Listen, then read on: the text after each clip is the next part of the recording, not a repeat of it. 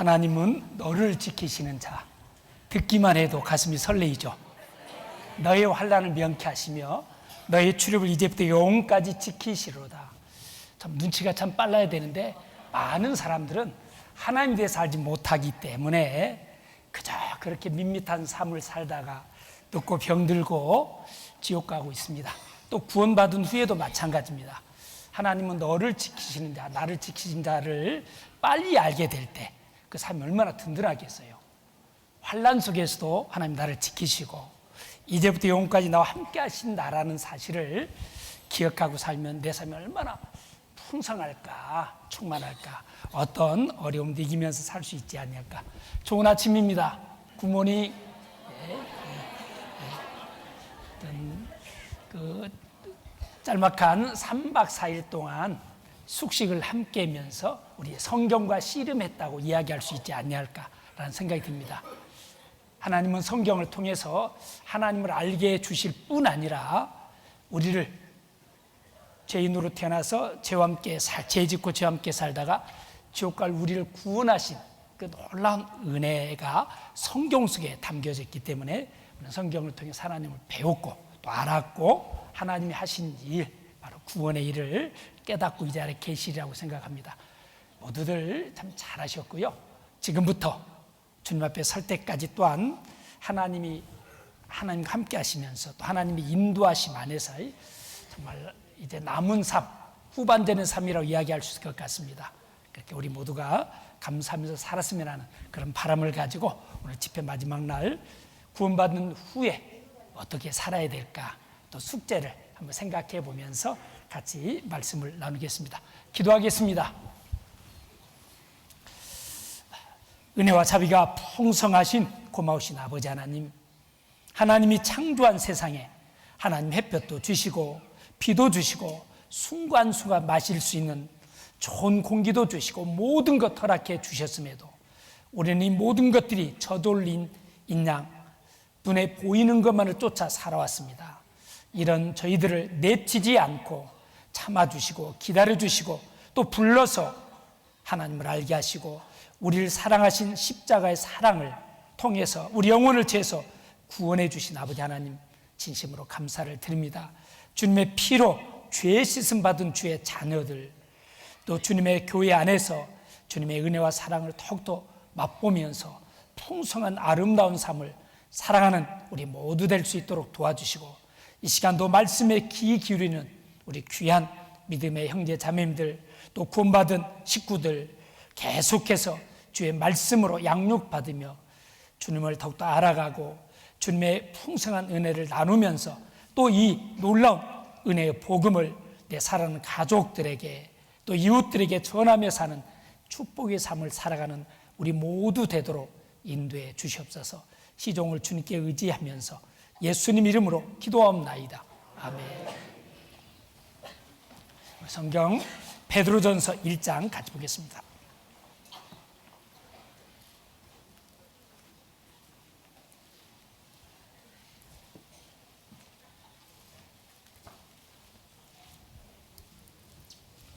베드로전서 1장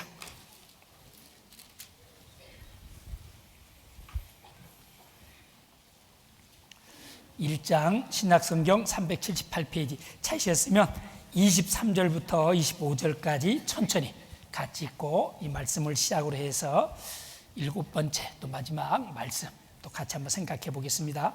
23절부터 25절까지 같이 읽겠습니다. 너희가 거듭난 것이 썩어질 씨로 된 것이 아니요 썩지 아니할 씨로 된 것이니 하나님의 살아있고 항상 있는 말씀으로 되었느니라.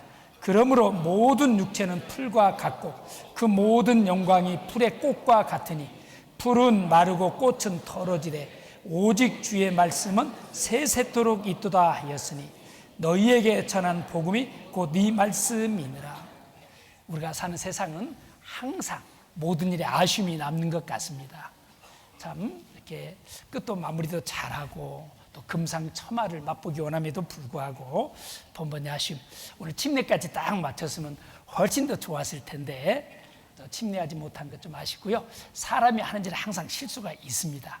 그래서 세상을 살아가는 지혜 중에 또 꼭 필요한 지혜 중에 하나가 이해입니다. 이해하지 못하면 내 자신이 힘들고 상대편도 힘들고 관계도 나빠지고, 그런데 이해하면 사람이니까 물을 태운다고 태웠는데 뭐가 실수가 좀 있어가지고, 그렇다고 저희들도 아침에 새벽같이 일어났습니다. 미리 안 게 아니고 저희들도 다 일어나가지고 옷까지 입고 있는데 은은이 왔어요. 아무래도 날씨가 이런데 어르신들 어떨까 싶겠다고, 그래서 같이 또 어떻게 할까, 어떤 것이 정말 차선일까 이렇게 생각하면서 조금 있으면 하계 수양에 있으니까 그때 좋은 여름에 또 모두 모셔가지고 함께 하자라는 그런 결론을 내리고 불가피하게 약속을 취소하는 이렇게 폐단이 있었는데요. 여름에 또 대신 여름에 침대까지 받아야 되겠다, 또 말씀도 확증하면서 그런 기대를 갖고 또 이렇게 하계 수양이 기다렸으면 좋겠습니다. 예, 감사드리고요. 오늘 정말 이 말씀을 시작으로 해서 같이 한번 생각해 보겠습니다. 참 우리 삶 가운데 지금까지 살아오면서 수많은 시간들을 또 어떤 젊었을 때는 젊은 대로 뜨거운 열정을 가지고 또 성공을 위해서 뭔가 이 세상을 사랑하는 지혜를 얻고 지식을 얻기 위해서, 또 아니면 뭐 기반 또 가정을 좀 더 가정답게 갖고 해서 나름대로 있는 자리에서 최선을 다하면서 열심히 살지 않았을까. 그 많은 일 중에 잘한 일이 어떤 일을 내가 잘했을까, 이렇게 한번 생각해 보십니까? 어떤 일을 좀 잘했을까? 사실은 가장 잘한 일은 구원받은 일입니다. 사실은 제3에서도 구원을 빼면 할 말이 별로 없어요. 죄지었던 이야기, 세상에서는 그것대로 무용담이라고 이야기하는데, 사실은 하나님 볼 때는 책임 못 질 말, 함부로 말도 있었고 많은 보태진 말, 정말 그렇습니다. 구원을 빼면 어디서 무엇으로 내가 참 복되게 살았다, 그래도 의미 있게 살았다, 내가 결코 실패한 사람은 아니었다 라고 말할 수 있을까? 정말 없습니다. 죽음 앞에 무엇이 가치가 있을까요? 그래서 정말 구원받았다, 정말 잘한 일이고, 그 말은 구원의 은혜는 우리가 너무너무 놀랍도록 크다라는 이야기입니다.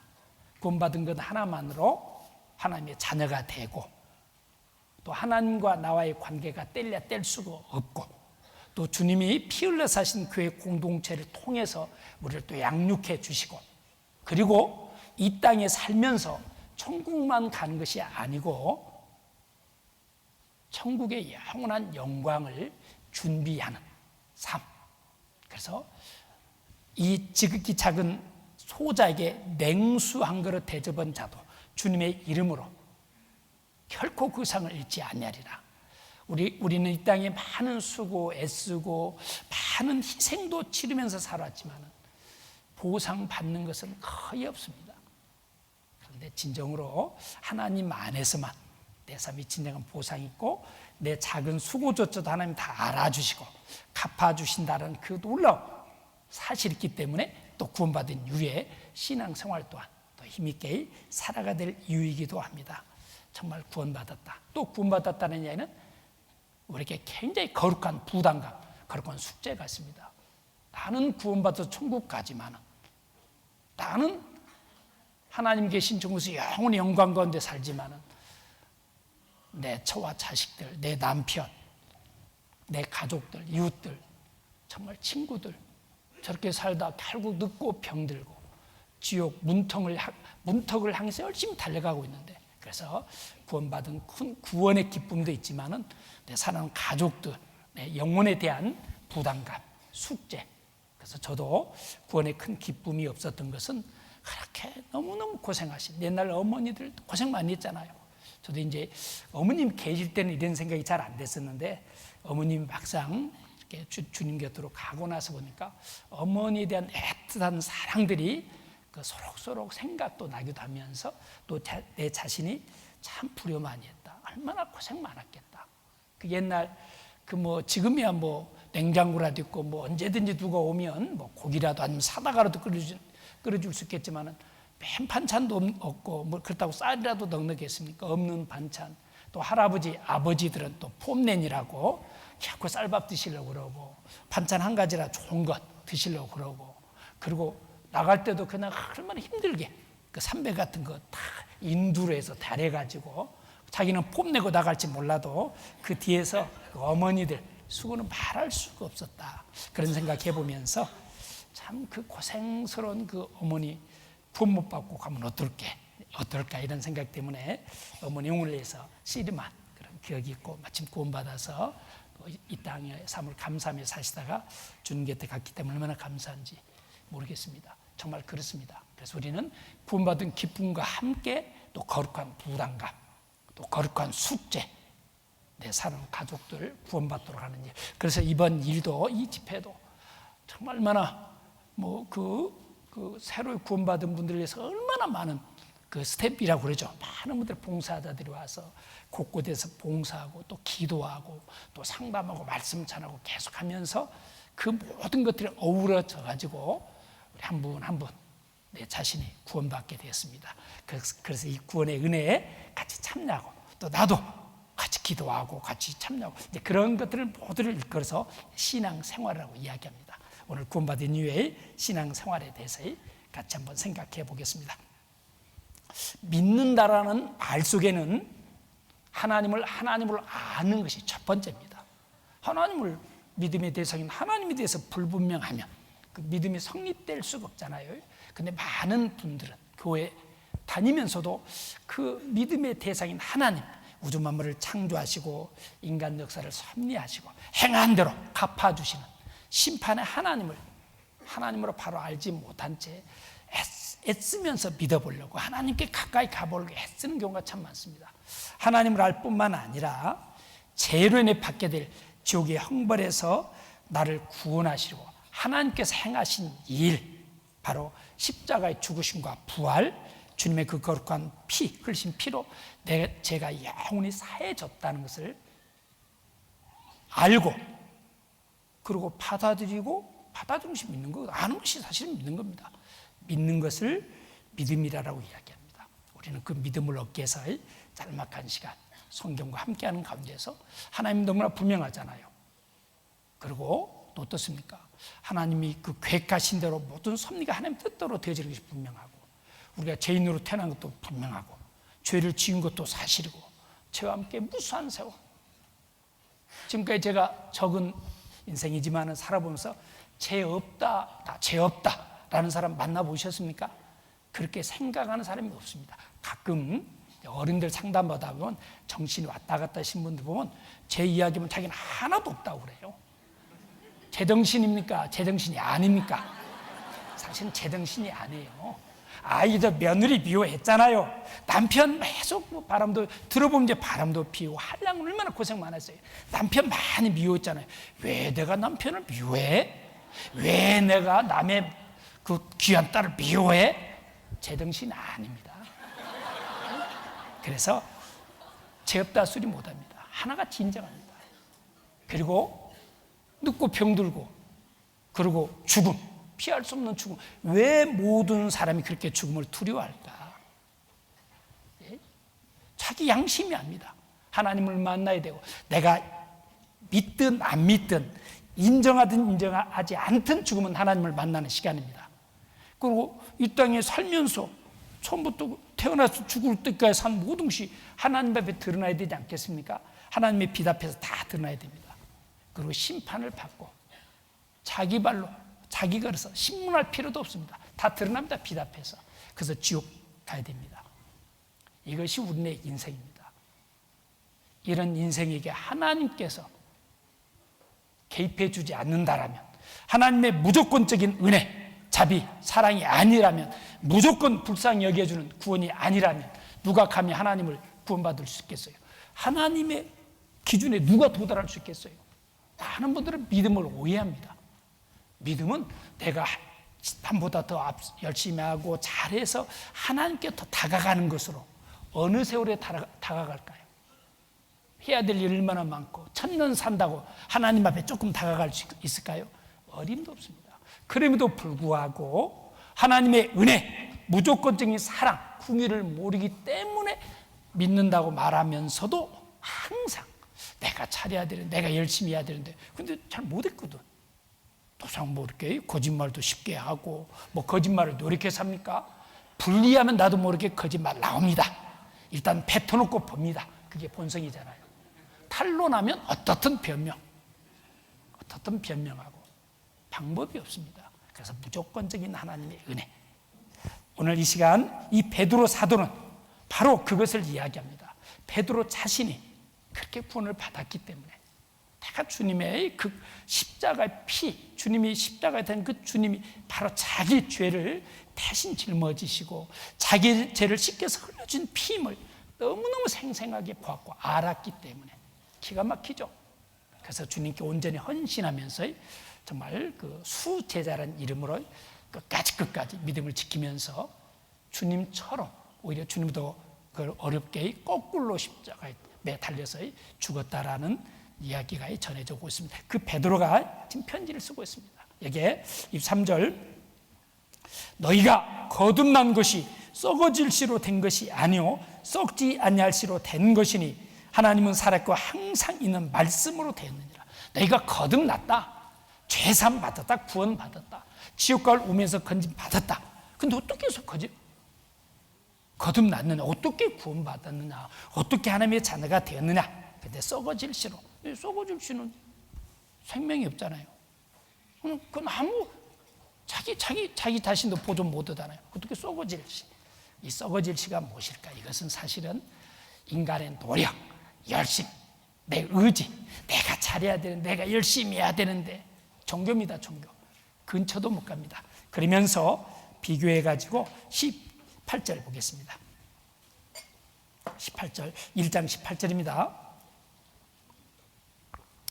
너희가 알거니와 너희 조상이 유전한 망령된 행실에서 구속된 것, 이 구속은 속죄할 수, 값을 지불하고 지옥가를 우면서 건져냈다. 죄에서 구원했죠. 제삼 받았다, 그 말이거든요. 구속된 것은 은이나 금같이 없어질 것으로 된 것이, 것으로 한 것이 아니라 은이나 금. 은이나 금 뭡니까? 내가 노력해서 얻는 것들이잖아요. 내가 수고해서 얻는 것들이 은이나 금. 그래서 우리는 그 망가 속에서 얻기 위해서, 그래서 모든 수고, 모든 노력, 그런 걸 가지고 구속된 것이 아니다.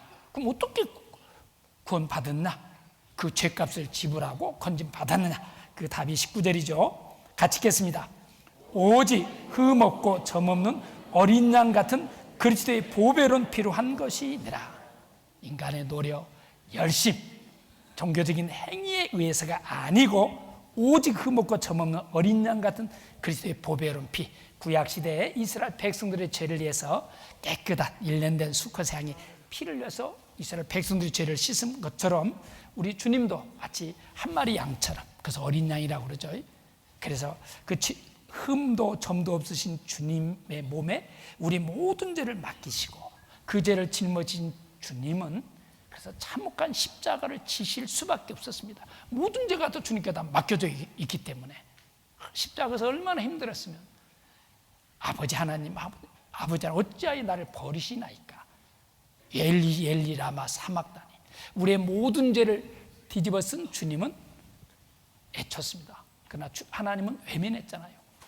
왜? 우리의 모든 죄를 짊어진 주님이 그 죄값을 치르지 않으면 우리는 길이 없잖아요.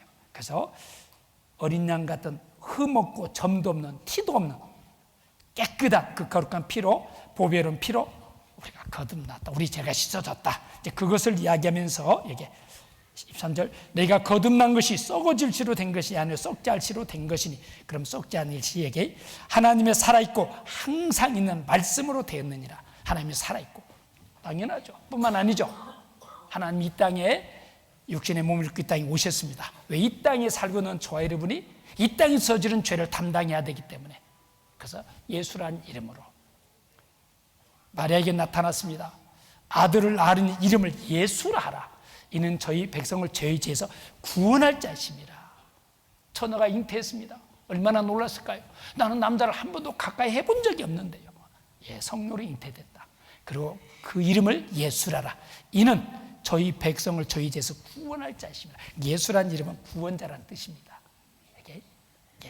그 주님은 사람으로 오셔서 우리 죄를 다 짊어지시고 그리고 죗값을 치르시기 위해서 잠깐 십자가 지시고 모든 피를 다 쏟아서 우리 죗값을 다 지불해 줬잖아요. 그리고 그 주님은 부활하시고 살아계시잖아요. 그 주님은 임마누엘입니다. 구원하신 것도 또 올라온 은혜인데 주님이 살아계신다. 우리의 증인으로, 우리의 보증으로, 우리의 보호자로, 우리와 함께 임마누엘 끝까지 함께 하시기 위해서 얼마나 놀랍습니까? 살아있고 항상 있는 말씀으로 되는 이 말씀. 천지는 없어지겠으나 내 말은 없어지지 않냐리라. 율법의 1.1에게라도 반드시 없어지지 않고 다 이루리라. 나 여호와가 말하였으니 이루리라. 나의 생각은 반드시 되며 나의 경험은 반드시 이루리라. 자기 생각대로 모든 것을 이루는 사람은 없잖아요. 그건 사람이 아니잖아요. 하나님 자기가 생각하신 대로 반드시 하나님의 생각은 반드시 이루어지고 하나님의 경영, 하나님이 하시고자 하는 일은 반드시 그 계획대로 뜻대로 경영한 대로 되어진다는 이야기입니다. 그 말씀으로, 이 말씀으로 되었느니라. 이제 그러면서 하나님이 주님의 피로 또 하나님이 살아있고 하신 일로 하나님 말씀을 우리가 구원받았는데 그러면서 또 우리에게 중요한 사실 하나 짚어줍니다.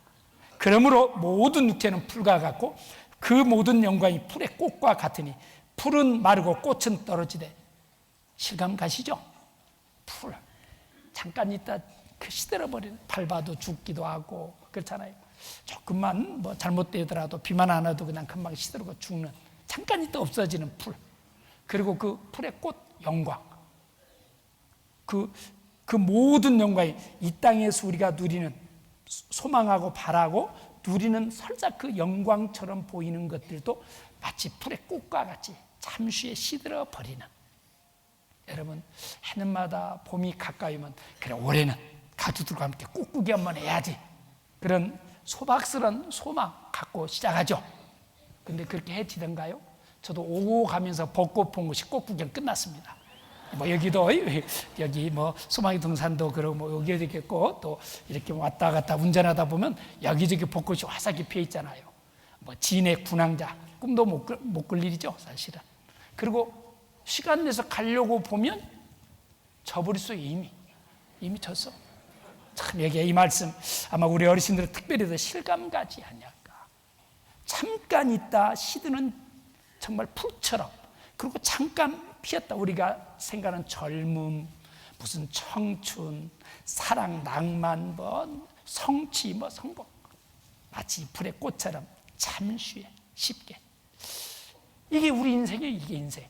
그런데 이렇게 살 수밖에 없는 인생에게 놀라운 말씀이 주어졌는데 25절, 오직 주의 말씀은 세세토록 있도다 하였으니 너에게 전한 복음이 곧 이 말씀이니라. 이렇게 잠깐 있다 그리고 시들어버리고 죽음 앞에서 해야 되는 보잘것없는 인생에게 무엇이 주어졌습니까? 항상 있는 말씀, 세세토록 있는 말씀, 생명을 주는 말씀, 내 삶을 변화시키고 소망을 갖게 해주는 말씀, 모든 관계를 회복시키시는 말씀, 지옥갈 죄에서 지옥골문에서 건진받게 해주는 말씀. 얼마나 놀랍습니까? 사랑할 힘을 얻게 해주는 말씀, 그렇잖아요. 소망을 갖게 해주는 말씀, 이 놀라운 말씀이 항상 나와 함께 가까이 있다는 것은 복 중의 복이죠.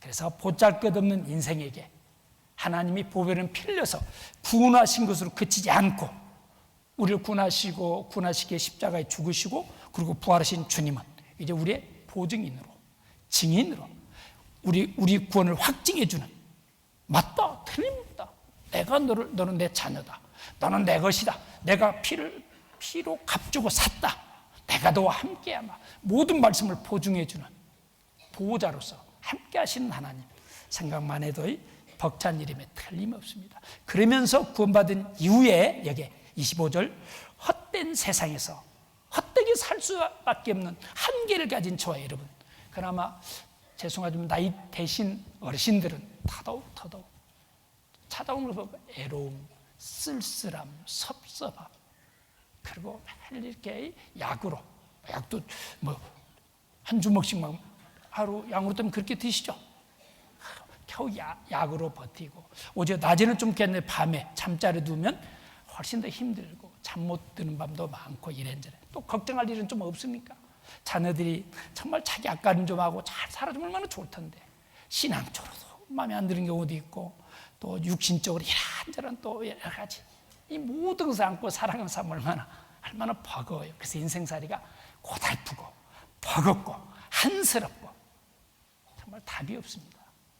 이런 인생에게 오직 주의 말씀은 세토록 이투다 했으니 너희에게 전한 복음이 곧 이 말씀입니다. 우리 이 복음의 말씀을 듣고 구원을 받았을 뿐 아니라 계속해서 복음의 말씀과 함께 살아야 될 것이 분명하죠. 이 짤막한 말씀 속에 헛된 인생을 어떻게 살면 잘 살까? 오늘 말씀의 답이 이 속에 사실은 들어있습니다. 아, 그렇구나. 세세토록 있는 항상 진리. 내 아버지의 말씀은 진리니이다.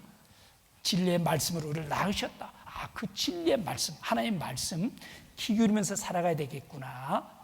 답이죠. 정말 이 말씀이 공급받을 수 있는 것은 복 중의 복입니다. 그러면서 잠깐 정리 한번 다시, 어제 오전에 충분한 복음의 말씀, 또 오후에 상담, 또 저녁에 또 두 번째 복음, 입만 열면 구원, 복음. 참 이건 평생 우리 입에 달고, 그리고 확인하고, 그리고 그 복음을 전하며 살아야 되는 것이 우리의 몫이죠. 여기 보겠습니다. 믿는다는 내용을 간단히 한번 정리해보면, 죄인으로 태어나서 죄 짓는 것이 너무나 자연스럽습니다. 어쩌면 당연한 것이 우리의 한계입니다. 평생 죄 짓고 살았습니다. 이 모든 죄를 가지고 하나님 앞에 섰을 때 얼마나 소스라치게 놀라겠죠. 자기 자신이 깜짝 놀라면서 자기 발로 지옥 갑니다. 그러니까 모든 사람은 죽음만큼은 피할 수만 있다면 피하고 싶어하는 것이 모든 사람의 죽음에 대한 입장, 죽음 앞에 선 인간의 한계입니다. 이 죄를 씻음 받는 것이 구원이잖아요. 천국과 지옥은 답은 간단합니다. 죄가 있으면 지옥 가고, 그전에는 저도 교회는 오래 다녔지만 내가 그래도 큰 죄 짓지는 않았잖아, 그래도 비교도 이 정도 살면 중간은 가잖아, 이렇게 내가 차마 지옥까지는 가겠어? 이런 대도 않는 소리 아니잖아요. 지옥은 죄만 있으면, 죄가 크냐 적으냐 가서 문제고, 죄가 있느냐 없느냐, 이 죄를 씻음받는 것이 구원이잖아요. 무엇을 믿음으로 우리가 구원받았다고 이야기할 수 있을까? 믿음의 내용을 잠시 보면, 우리가 무엇을 믿어서 어떤 내용이 내가 지옥 갈 운명에서 천국 가도록 보증해 주냐, 확신시켜 주느냐, 확신 가질 수 있느냐, 죽음 앞에서조차 분명한 소망을 품을 수 있느냐, 그 믿음의 내용이 무엇이냐. 우리가 믿는다는 말 속에는 물론 하나님이 우주 만물을 창조하시고 인간 역사를 섭리하신 하나님이심을 알 뿐만 아니라, 하나님께서 내 모든 죄를 없이 하신 일을 믿는 것이 믿음의 핵심입니다. 주님의 죽으심과 부활, 주님의 피. 그러면 내 모든 죄를 없이 하신 언제까지 어떻게 없애주셨는가? 그래서 하나님께 내 모든 죄를 어떻게 없애주셨습니까? 영원히. 그렇죠? 지은 죄 앞으로 살면서 영원히 내 죄 없애주셨습니다. 무엇으로 없애주셨을까? 그냥 입으로만 그래 내가 죄 없다고 인정할게, 그러지 않죠. 예수님이 흘리신 피입니다. 십자가의 죽으심과 부활입니다. 피입니다. 그래서 예수님의 피로써 내 죄가 영원히 씻어졌구나, 그것을 확실히 깨닫는 것, 아는 것, 그 믿음이 지옥 갈 운명에서 천국 갈 운명으로, 이것을 뒷받침해주는 말씀들이 막 우리 계속 확인했잖아요. 계속 그대로 복음의 말씀, 구원의 말씀이라고 그러잖아요. 나의 죄를 주님의 피로 영원히 없애주셨다고 그러는데 무슨 근거가 있느냐, 무엇이 그것을 보증하느냐, 우리 말씀이 확인 다시 한번. 그래서 히브리서 9장 12절 다시 한번 확인해 보겠습니다. 염소와 송아지 피로 아니하고 오직 자기 피로 영원한 속죄를 이루사 단번에 성소에 들어가시는 거예요. 금이나 은같이 없어질 것을 한 것이 아니잖아요. 썩어질시러 온 것이 아니잖아요. 완전하신 흠도 점도 없으신 하나님이 인간의 몸을 입고 오셔서 그 예수님 몸에 우리 죄가 모든 걸 다 하나님 맡기시고 그 죄 때문에 십자가 지시고 자기 피로 영원한 완전한 속죄, 단번에 이루신 확실한 속죄, 분명한 속죄죠. 단번에 이루셨느니라. 또 나의 죄와 나의 불법을 다시 너의 죄와 너의 불법을 이제 우리 죄죠, 나의 죄죠, 나의 죄 나의 불법을 다시 기억지 아니하시니. 예. 히브리서 여기 저희 죄와 저희 불법을 내가 다시 기억지 아니하리라. 하나님은 다시 왜 기억하지 아니하실까? 18절 이것을 사하셨은즉 내가 저지른 모든 죄, 죽을 때까지는 모든 죄를 다 사하셨은즉 다시 죄를 내 죄에 사들 것이 없느냐. 이 말은 이제 너는 죄인의 신분이 아니다. 너는 내 아들이다. 내가 피를 흘려서 너를 내 아들로, 넌 내 것이다. 끝까지 내가 너를 책임지며 함께한다. 그런 관계를 설명해 주고 있죠. 예? 그렇습니다. 또 어떻습니까? 나의 모든 죄를 주의 등대에 던지심. 예. 이것을 뒷받침해 그냥 제가 하는 이야기가 아닙니다. 저거 듣겠고 하나님 이렇게 말씀, 이게 항상 있는 말씀, 하나님의 사례가 항상 있는 말씀으로 거듭났다. 예? 이게 생명시죠.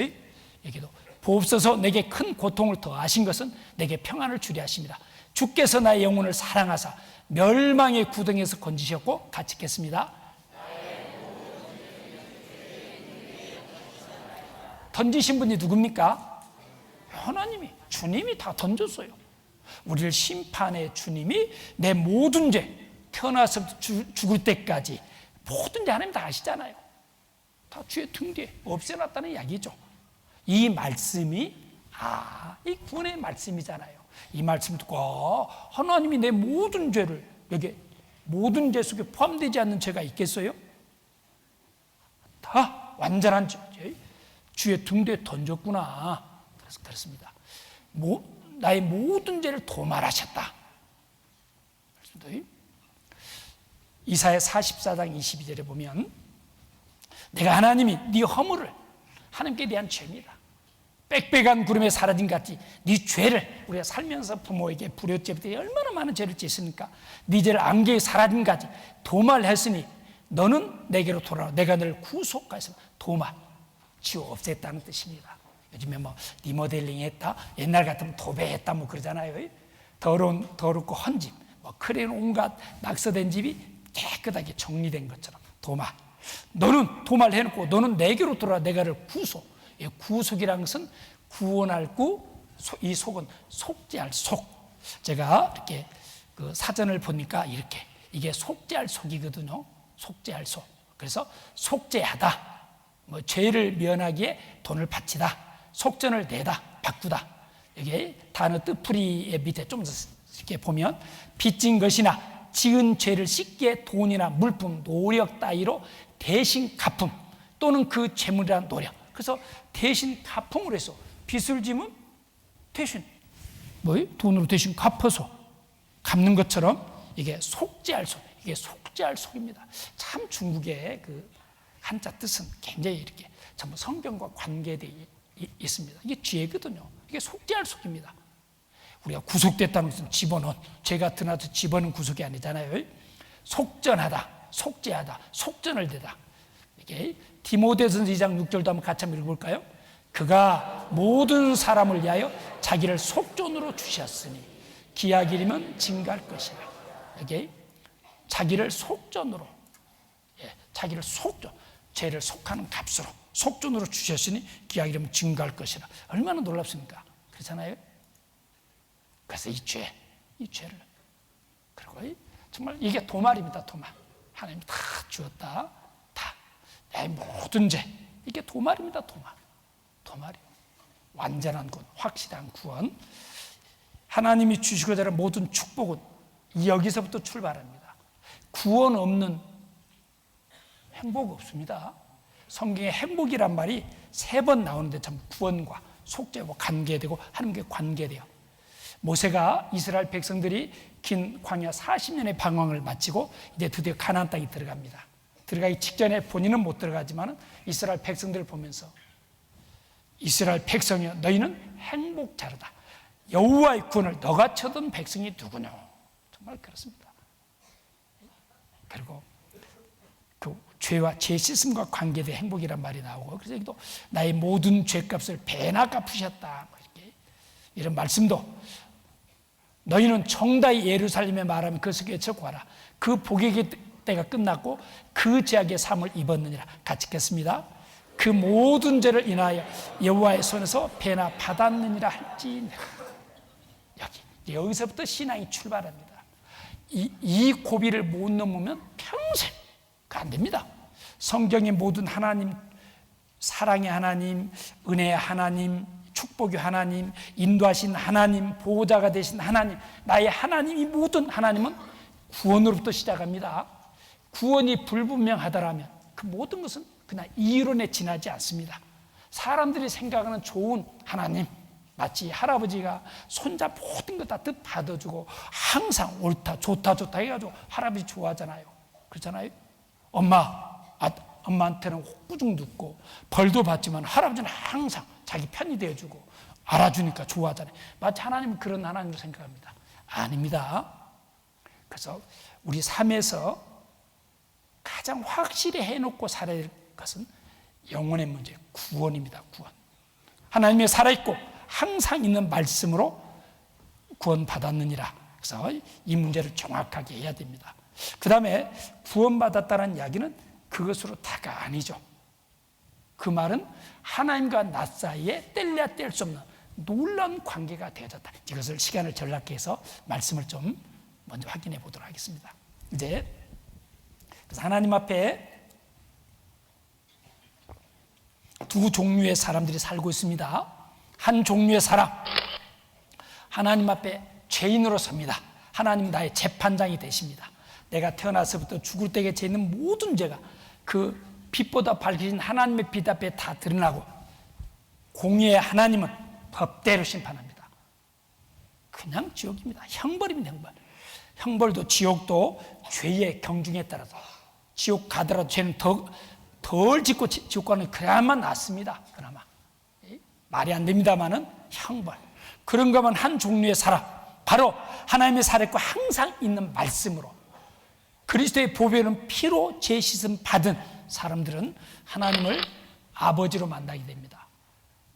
주님 오실 때 아니면 오늘라도 우리 삶을 다할 때 아들로서 하나님 앞에 서게 됩니다. 하나님은 재판장이 아니고 나의 아버지, 나의 사랑의 아버지, 아버지와 아들의 관계로, 그리고 이 땅의 삶을 아들로서 산 삶, 천국만 가는 게 아닙니다. 구원받은 이후에 교회에 함께하면서 또 다른 원들이 구원받는 일에서 같이 힘쓰면서 봉사하고 헌신하고 또 주님의 말씀 앞에 순종하며 사는 삶, 이 모든 것들이 하나님 앞에 낱낱이 기록됩니다. 전에는 죄가 기록됐습니다. 그래서 하나님의 심판대 앞에 내 모든 죄가 기록된 범죄로 이렇게 딱 서고 그 범죄로 대로 심판받잖아요. 그 다음에 생명책이 기록되잖아요. 구원받은 이후에 범죄로 죄인의 목록에서 하나님의 자녀의 목록으로 옮겨지면서 이름만 있는 게 아닙니다. 구원받은 이후에 어떻게 살았느냐, 하나님의 다 드러나서 하나님은 하나도 놓치지 않고 그대로 상급으로 영원한 영광으로 이 세상에서는 내가 아침부터 저녁 늦게까지 예수 수고한 것을 알아주지 못하잖아요. 우리 시대의 남편들, 우리 자매님들 집에 가서 남편들한테 잘해야 돼요. 얼마나 고생하는데 집에서 가져와서 반전 역전 돼가지고 분명히 저희 어머니 때는 그렇게 안 했거든요. 분명히 그래 안 했는데 요즘에 뭐가 좀 잘못됐어요. 참 우리를 슬프게 하는 일들, 직장에 가서는 직장에서 얼마나 스트레스 속에서 그렇잖아요. 사장이라고 편하겠습니까? 밑에 얼마나 갑질 당하면서 그 알랑한 돈 좀 벌어서 매개살을 그렇게 하는데 집에서까지 자녀들조차도 우리 때 부모님을 대하는 것하고 지금 자녀들 우리 대하는 것하고 많이 달라졌습니다. 문제가 많죠. 사실은 그렇잖아요. 그래서 정말 이 안타까운 일들이 있는데 보상 못 받습니다. 보상 실컷 고생하고 집에 와서까지 때로는 잔소리 듣고 구박 듣고 뭐 잘하니 못하니 뭐 이웃집 남자하고 비교하면서 하니 뭐 그리고 또 가서 회사 가서 또 뭐 이렇게 저렇게 뭐 그렇잖아요. 실적 안 오른다고 그러고 뭐가 떴다고 그러고 이래저래 시달리고 그렇잖아요. 세상이 그렇습니다. 세상이. 근데 하나님은 하나도 놓치지 않고 다 기록해서 갚아주십니다. 이 선이 분명해야 됩니다. 죄인의 신분으로 있느냐, 아들의 신분으로. 이게 이제 구원이잖아요. 구원에서 갈라지잖아요. 뭐 내가 해서가 아니잖아요. 오직 주님의 십자가의 죽으심과 부활, 피잖아요. 피. 주님이 하신 일.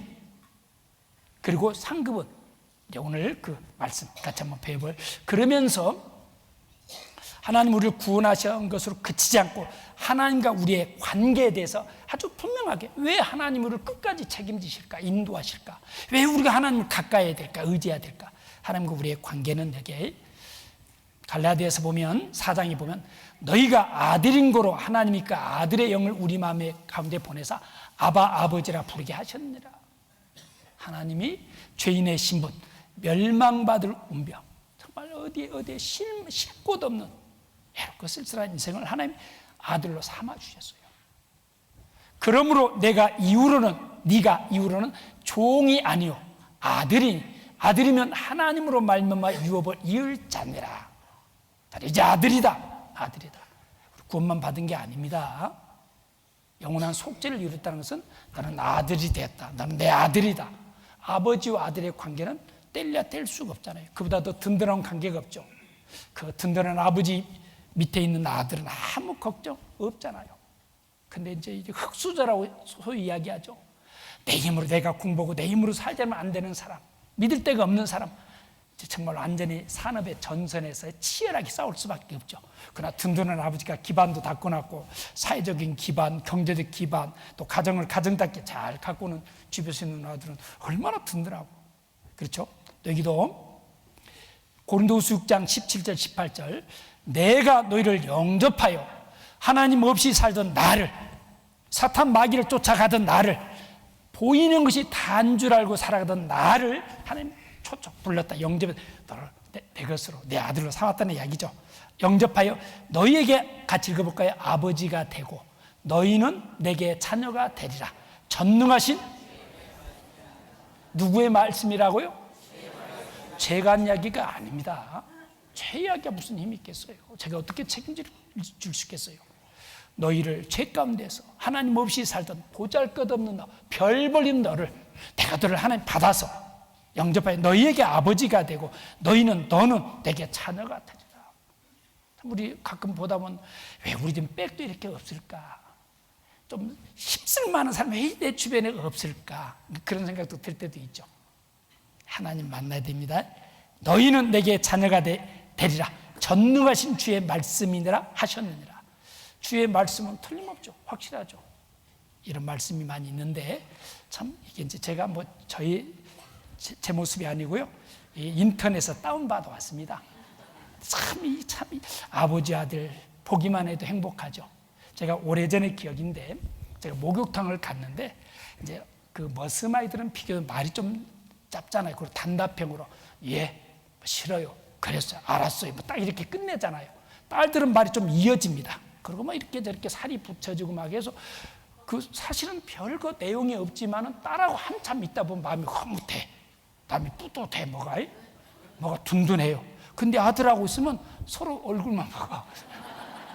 보통 그래서 이제 요즘에 젊은 아버지들은 딸들을 좀 좋아하고 그러는데 저도 손자가 둘 다 아들만 나가지고 지금 말은 못하고 속은 좀 하나님 주신 거 어쩔 수는 없지만은 조금은 아쉽고 그러는데 참 그렇습니다. 그런데 이제 제가 목욕탕을 갔는데 아버지와 아들이 왔어요. 둘이 목욕탕에 홀딱 벗었죠. 벗고 한 고등학교 1학년쯤 되는데 그 아들이 아버지가 둘이 이렇게 같이 물 넣고 둘이 앉아서 얼마나 이야기를 재밌게 하는지 제가 한참 목욕하다가 옆에 지켜봤어요. 한참. 그러면서 이야기했어요. 아이고 우리 선생님 아들 참 잘 두셨네요. 가정에 항상 화기애애하고 웃음이 넘치겠네요. 그 데려올 수 있으면 데리고 싶더라고. 우리 아들들하고 좀 많이 다르더라고. 얼마나 부러웠는지 한참 보면서 야 참 그러죠. 물론 이제 말은 그렇게 못 이제 든든하고 또 속은 깊고 이제 그러지만은 여기에 참 아버지와 아들 이제 어느 정도 자식이 컸어요. 아버지 한번 해봅시다 하면서 얼마나 그 아들한테 질 때 그 기분 또한 아마 굉장히 좋을 것 같죠. 남한테 지면 승질내요. 그리고 귀엽고 다시 한번 하자. 그리고 이길 때까지 막 억지로 막 근데 참 이러면서 네가 벌써 네가 나를 벌써 대신할 만큼, 네가 우리 가정을 책임질 만큼 얼마나 물론 이 아들도 아버지의 그 후각, 그늘, 또 든든함 속에서 참 이런 모습 아버지와 아들 여기에 그치지 않습니다. 그래서 구원받았다는 얘는 아버지와 아들의 관계가 되었다 뿐만 아니죠. 목자와 양의 관계를 참 이렇게 목가적인 풍경, 그 초원에서 그 양은 풀을 듣고 목자는 멀리서 그 양을 살피고 있는 모습, 그보다 더 편안하고 그보다 더 정말 안정되고 정서적으로 그런 모습이 없겠죠. 가장 초원의 가장 아름다운 모습 중에 하나죠. 양은 많은 문제를 가진 짐승이잖아요. 그리고 자기를 방어할 힘이 없다고 그래요. 양은 그냥 육식동물은 무조건 잡혀먹는 거예요. 그리고 양은 근시입니다. 좀 더 멀리를 못 본다. 눈앞의 것밖에 못 봐. 하나님은 우리 자신이 그러잖아요. 멀리 보고 살아왔습니까? 여러분 이런 날이 될 줄 알았습니까? 몰랐잖아요. 난 항상 젊을 줄만 알았잖아요. 그렇잖아요. 나는 항상 내가 늙는다는 거 그렇잖아요. 저희 집사람도 가끔 거울 보면서 내가 벌써가 아니에요. 옛날 같으면 진즉 그랬는데 그래도 좋은 세상에 살다 보니까 그래도 아직은 괜찮지. 병원에도 하고 그러지. 자기 스스로 놀래. 적응이 참 안 되죠. 그렇습니다. 잠시입니다. 그런데 정말 그 약한 양은 많은 문제가 있는데 양의 딱 특징 중에 하나는 좋은 목자를 만나면 모든 문제가 편안하다고 그래요. 근데 좋은 목자를 만나지 못하면 굉장히 잠을 이렇게 깊게 못 잔다고 그래요. 그 양의 심리가 굉장히 불안한 상태에서 스트레스를 많이 받고, 그리고 적으로부터 보호해줄 사람이 없으니까 그냥 무방비 상태죠. 근데 좋은 목자를 만나면 양은 아무 어려움 없이. 근데 하나님과 우리의 관계를 아버지와 아들의 관계로 뿐만 아니라 마치 목자와 양. 목자는 어떻습니까? 양을 돌보는 역할, 책임지는 역할. 목자는 어디에 양에 필요한 좋은 꼴이 있는 것, 풀이 있는 것도 알고, 어디 가면 그 갈증을 해소한 물도 알고, 그리고 목자는 양을 완전히 지켜주잖아요. 여기 요한복음 10장 11절에 나는 선한 목자라, 같이 읽겠습니다. 선한 목자는 양들을 위하여 목숨을 버리거니. 양을 위해서 기꺼이 자기 목숨까지 내어놓으면서 참 이런 목자의 인도함을 받는 양, 얼마나 하나님과 우리의 관계를 이렇게. 또 요한복음 10장, 계속 요한복음 10장은 목자와 양의 관계에 대해서 잘 말씀해 주는 내용이거든요. 요한복음 3장은 거듭나지 않으면 하나님을 나를 볼 수 없다. 너는 거듭나야 된다. 반드시 거듭나야 된다. 쭉. 그래서 복음 요한복음 1장 29절은 그렇잖아요. 온 세상 죄를 지고 가신 하나님 어린 양 보라. 세상 죄를 위한 하나님 어린 양을 보라. 그 어린 양 예수님을 통해서 우리 죄를 다 지고 가실 것을 구원받도록 해주시면서 그 다음에 이제 나와 너는 목자의 양이다. 선한 목자라. 내가 내 양을 알고 양도 나를 아는 것이 아버지께서 나를 아시고 내가 아버지를 아는 것 같으니 나는 양을 위하여 목숨을 버리노라. 참 선한 목자. 마치 초원에 있는 양을 돌보는 선한 목자처럼, 목동처럼 우리 주님은 구원에서 이제 너 구원 받았으니까 나중에 천국에서 만나자. 네가 알아서 살다 와라. 각자 도생해라. 네가 책임지고 네가 버티고 네가 살아라. 그렇지 않습니다. 너는 내 양이다. 나는 내 그늘, 내 보호. 내가 너를 책임지마. 내가 끝까지 너와 함께하마. 얼마나 놀라워요. 요한복음 10장 27절에도 같이 읽어볼까요? 내 양은 내 음성을 들으며 나는 저희를 알며 저희는 나를 따르니라. 목자의 돌보심 받는 양도 하는 일이 있죠. 근데 계속 일방적으로만 아니죠. 여기 내 양은 누구 음성을 듣는다고요? 내 음성을. 목자, 나를 정말로 사랑하고 책임져주고 나를 인도해줄 유일한 그 목자의 음성을 압니다. 다른 사람이 부르면 도망가죠. 입이 맛을 변별한 같이 기가 말을 분별하는 자. 딱 구원받으면 이게 사람 소리인지 하나님이 내게 주시는 말씀인지 분별이 됩니다. 저 앞에서 말씀해도 저분이 확실히 거듭난 그리스도인인지 구원받은 목사인지 구원 안 받고 하는 싹군 목자인지 드러납니다. 딱 들어보면. 그래서 우리 교회의 특징은 구원 못 받은 확실한 간증이 없으면 여간 어려워요. 다른 형제들한테 인정을 잘 안 해줘. 저거 좀 약간 아쉬운데, 저거 2% 부족인데, 말은 못해도 속으로. 그리고 이제 자녀들이 불안하니까, 안타까우니까 또 그러면 이제 내가 다 들었다, 또 듣나. 그래도 뭐가 아쉽거든, 뭐가 부족하거든. 부족하면 안 됩니다. 구원은 완전해야 돼요. 그러니까 또 이야기하고 또 갑시다. 내가 아이고 더운데 또 가느냐라고. 구원 받을 때까지는 싸움이 있습니다. 근데 구원 받으면 알아서 가, 알아서. 자기가 짐 챙겨, 먼저, 교회도 먼저. 구원 받기 전에는 했단 말씀도 길다 뭐면서 불평이 많아. 이래저래 불평이 많아. 근데 또 구원 받으면 그 불평이 사라집니다. 아이고 고맙네, 아이고 감사하네, 아이고 젊은 사람들이 이렇게 수고하네. 다 알아도 나도 뭔가 다릅니다. 내 양은 내 음성을 들으며 나는 저희를 알며. 하나님도 압니다. 서로 압니다. 참 부모와 자식은 그러죠. 부모는 자식을 알고 같은 부모를 뭔데 자식은 부모를 몰라. 외면해. 자기 고집대로 자기 생각대로 하려고 그래. 참 안타깝잖아요.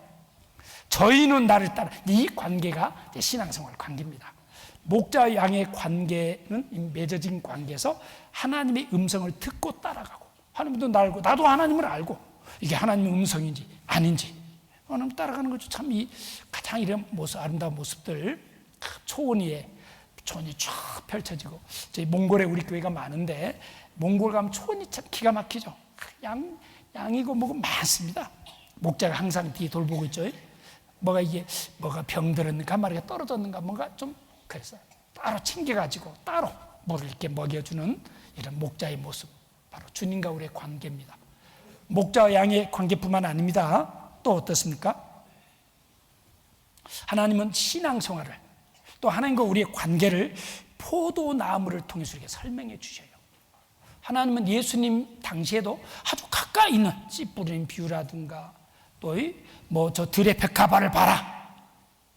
저 백합화가 그냥 누가 뭘 해서 저렇게 아름답느냐? 공중의 새도 보라. 저것이 무슨 농사 짓느냐? 그래도 하루 잘 먹고 살지 않느냐? 다 돌봄 받고 있지 않느냐? 그러면서 하물며 너희일까 보냐? 이런 놀라운 그런 말씀들, 비유를 통해서. 이 포도나무 가진 요한복음 15장에 이렇게 신앙의 비밀이 담겨 있는 말씀입니다. 주님은 나는 내가 참 포도나무요, 내 아버지는 그 농부라. 주님이 포도나무 자체입니다. 농부 대신 하나님은 농부예요. 하나님 농부. 포도나무 농사를 짓는 농부의 비유를 해요. 그럼 포도나무는 어떻습니까? 포도나무 스스로 열매를 맺습니까?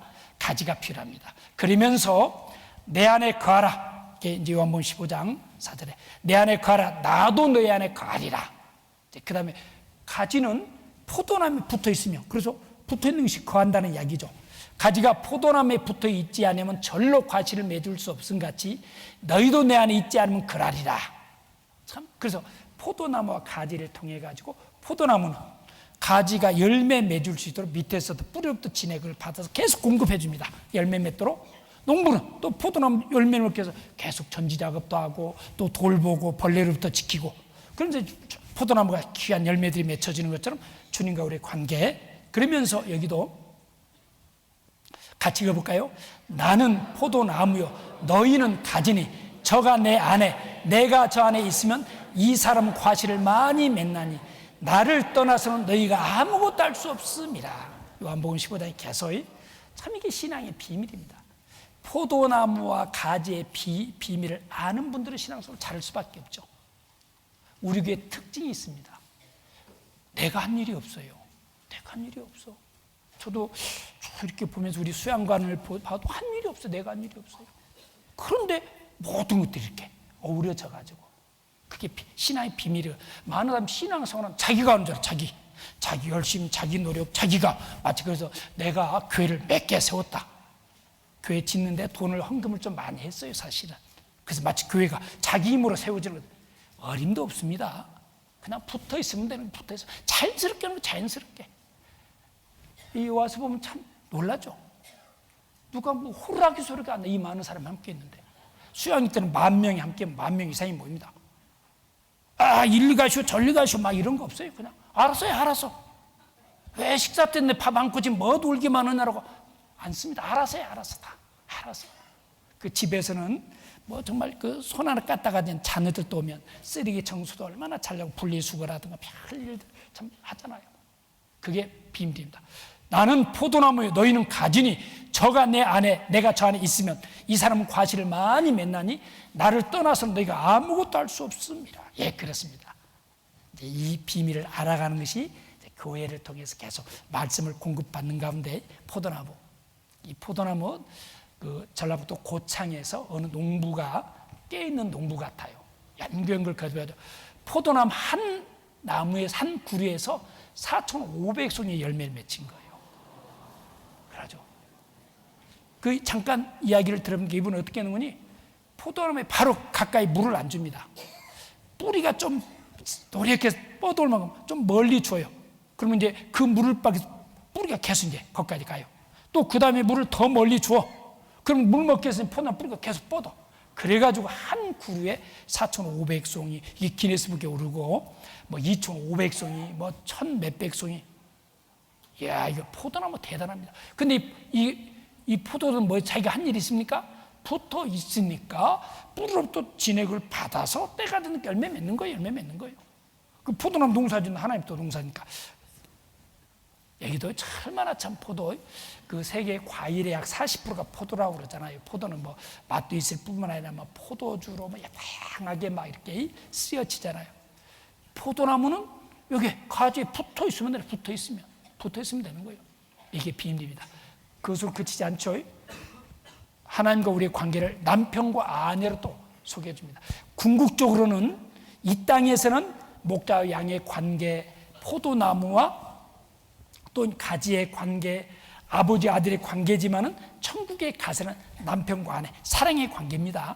이게 호세아서 2장 19절 20절에 보면 내가 네게 장가들어 영원히 살되 의와 공변됨과 은총과 궁휼히 여김으로 내게 장가들며 진실함으로 내게 장가들니 내가 여호와를 알리라. 참 하나님 우리에게 장가들기 위해서 우리를 필요로 한 거예요. 그러면서 하나님은 의 공변, 공평하신 분이잖아요. 참 사람은 남편들 얼마나 이랬다 저랬다 쉽게 화도 쉽게 내고 그냥 쉽게 그냥 그렇게 서로 그래서 변하잖아. 쉽게 사람 믿을 대상이 못 되잖아요. 서로 이해하고 기다려줄 뿐이지 기대하면 실망이 큽니다. 남편은 남의 편이라고 그러잖아요. 뭐 그렇다고 아내라고 내 편입니까? 사실은 잘해주는 내 편이고 사람은 그렇습니다. 사람은 은총과 궁휼히 여김으로 내게 장가들면 진실함으로 내게 장가들 내가 여호와를 알리라. 또 그 이사야 54장 5절에도 이는 너를 지으신 자는 내 남편이시라. 근데 그 이름은 만군의 여호와시며 너를 네 남편인데 그 남편의 이름이 만군의 여호와시며 내 구속자는 너를 건져 자녀로 삼아주신 구속자는 이스라엘의 거룩한 자시라. 온 세상의 하나님이라 칭함을 받을 것이며 온 세상의 하나님이 내 남편이시라. 희망 가지십시오. 너무 실망하지 마시고요. 내가 떠다 저 인간 만나가지고 내가 이렇게 지금까지 한도 많다고 그러지 말고 연습했습니다. 훈련 받았어요. 인내. 그렇지 않으면 못 배웁니다. 자식들도 마찬가지입니다. 자식들이 부모 뜻대로 잘 자라주면 아마 그 부모는 틀림없이 그만이 넘칠 겁니다. 어떻게 애를 그렇게 키웠지? 한마디 툭툭 던지는 말마다 무슨 내가 저렇게 생겼지? 근데 자식이 내 마음대로 됩니까? 그래서 입 다물게 만들고 인내하게 만들고 기도하게 만들고 남을 이해하게 만드는 거예요. 하나님은 남편을 통해서 자식을 통해서 진짜 우리의 그 그리스도인이 가져야 될 성품들, 인격들을 그렇게, 그래서 고난은 내게 유익이라. 고난 당한 것이 유익이라. 지금은 힘들지만 그렇습니다. 그런 소망 가지시고요. 또 여기도 요한계시록 19장 7절에도 7년 환난, 세상 사람들 구원받지 못한 사람 7년 환난에 참여해서 무지막대한 저주를 받잖아요. 그런데 구원받은 그리스도는 휴고, 그래서 7년 동안 혼인잔치가 펼쳐집니다. 우리 어르신들은 뭐 제대로 신혼여행 다녀왔겠어요? 뭐 그런 것도 없이 그냥 서울 다 지났잖아요. 진짜 이제 그래서 이게 우리가 즐거워하고 크게 기뻐하여 그에게 영광을 돌리세. 어린 양의 혼인 계약이 이르렀고 그 아내가 예비하였으니, 그 아내가 예비하였으니, 예비됐으면 이제 데려오는 거예요 우리가. 그래서 이 땅에 구원받을 사람이 다 구원받으면 이제 딱 하나님 수습시키고 교회를 데려가시고, 그리고 하나님은 무자비한 방법으로 심판, 끝까지 하는 마다한 사람들, 유대인들이 예수 그리스도를 배척한 죄로 온갖 세상에 흩어져서 온갖 저주를 받은 것처럼 끝까지 은혜의 시대 누구든지 쉬운 구원, 믿으면 되잖아요. 얼마나 쉬워요. 주님 편에서는 얼마나 힘들었겠지만 우리 편에서는, 근데 그것을 마다했잖아요. 뭐 궁일이 갈 수가 없죠. 법대로죠, 법대로. 얼마나 그러지 않겠어요?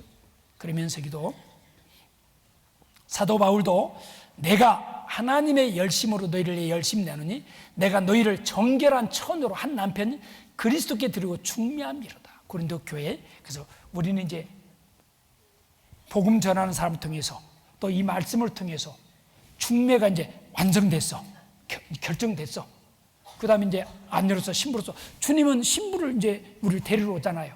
그래서 이 땅의 삶 또한 너희를 정결한 천으로의 남편 주님 오실 때 들어갈 때 깨끗한 가운데 만나야지 흠 없이 막 엉망인 상태로 만나면 얼마나 내 자신을 얼마나 부끄럽겠어요. 그래서 신앙생활이 굉장히 중요합니다. 여기 이것도 지금 인터넷에서 사진 이제 이렇게 장하는데 그 신부의 모습 얼마나 이렇게 깨끗한 모습으로 남편과 함께 이렇게 첫 출발을 깨끗한 모습으로 출발해야 되는 것처럼 정말 이렇게 단장한 이런 모습으로, 물론 이건 보이는 모습이지만은 그래서 이제 경건의 훈련을 계속해 가야 되겠죠. 이것으로 그치지 않죠. 주님과 우리의 관계를, 교회와 주님의 관계를, 머리와 몸의 관계로, 이제 교회에 대해서 우리가 좀 한번 생각해 봐야 되는데, 여기도 에베소 1장 22절 23절에 또 만물을 그 발 아래 복종하게 하시고 그를 만물 위에 무엇으로? 교회의 머리로 주셨느니라. 교회는, 같이 읽겠습니다. 교회는 그의 몸이니 만물 안에서 만물을 충만케 하신 자의 충만이니라. 교회의 머리, 교회는 그의 몸. 저라는 사람도 머리가, 내 몸이 이렇게 가지고 이제 머리 생각한 대로 이제 살아가잖아요.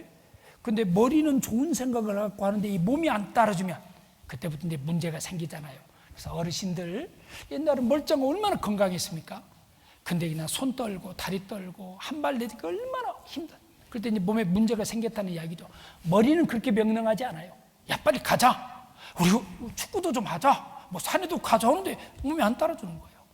벌써 문제가 생겼죠.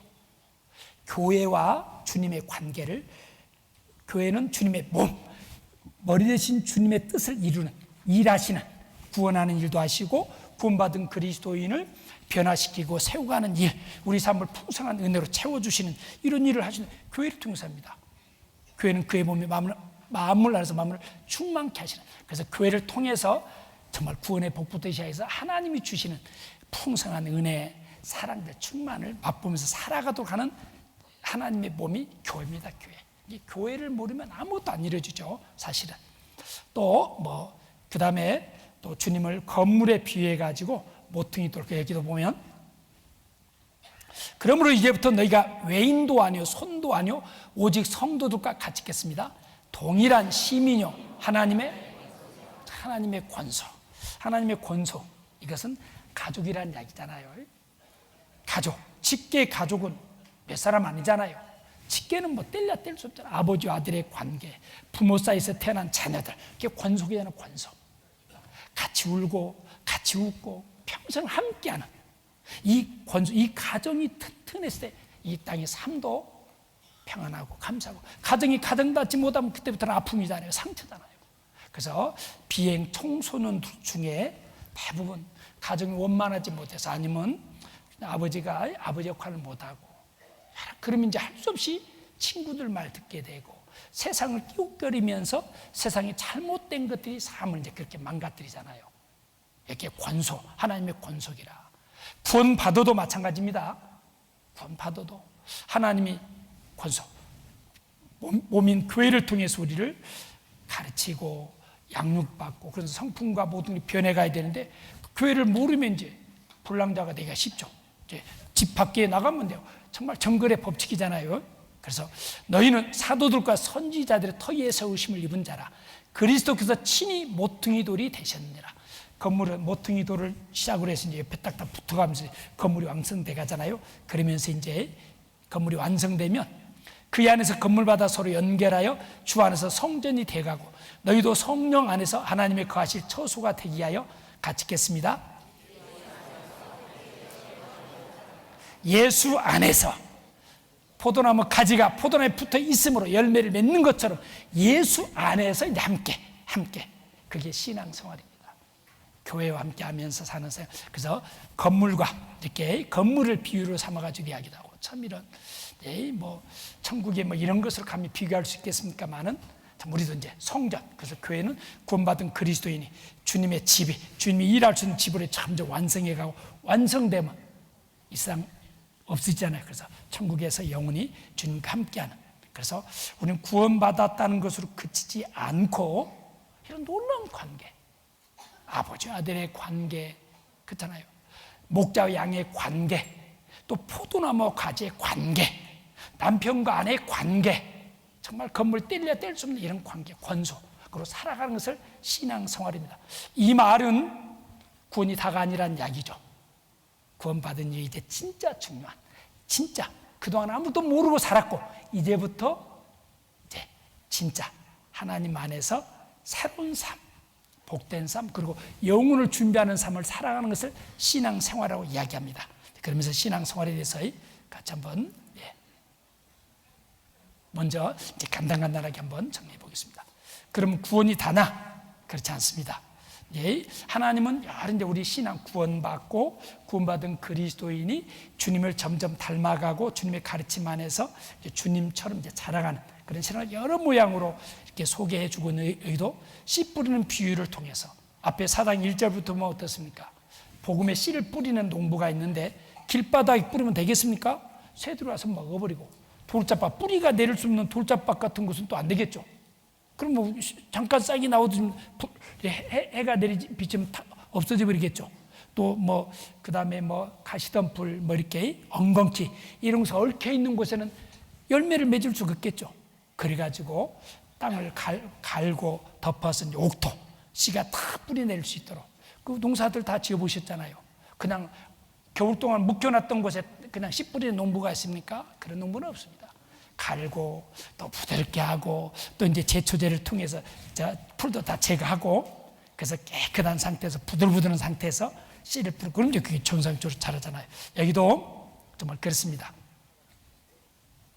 그 씨 뿌리는 비유를 하고, 그래서 이제 구원받은 사람이 이제 옥토에 떨어진 씨들이 이제 성장하는 과정, 그래서 열매 맺는 과정을 놀랍게 설명해 주고 있는데, 또 가라사대 하나님의 나라는 사람이 씨를 땅에 뿌림과 같으니 저가 밤낮 자고 깨고 하는 중에 씨가 나서 자라되 그 어떻게 된 것을 알지 못하느니라.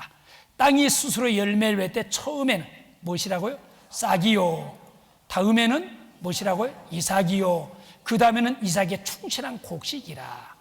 열매가 익으면 곧 낫을 대나니 이는 추수 때가 이렇음이니라. 앞에 씨 뿌리는 비유와 함께해서 이제 그 씨가, 옥토에 뿌리는 씨가 이제 싹을 내고 자라는 과정을 통해서 하나님은 놀라운 사실, 신앙의 비밀을, 구원의 단계를 이제 설명해 주기 위해서 이 비유를 들고 있는데, 우린 씨가 어떻게 자라는지 잘 모르잖아요. 이게 며칠 만에 싹이 날지 상태가 모르잖아요. 그러나 하루 이틀 자고 면 진짜 싹이 나잖아요. 그렇죠? 땅이 스스로 열매를 맺되 처음에는 싹이요. 무슨 농부가 열매 맺도록 뭐 합니까? 농부는 법칙대로 씨를 뿌릴 뿐이에요. 농부 하는 일 별로 없습니다, 사실은.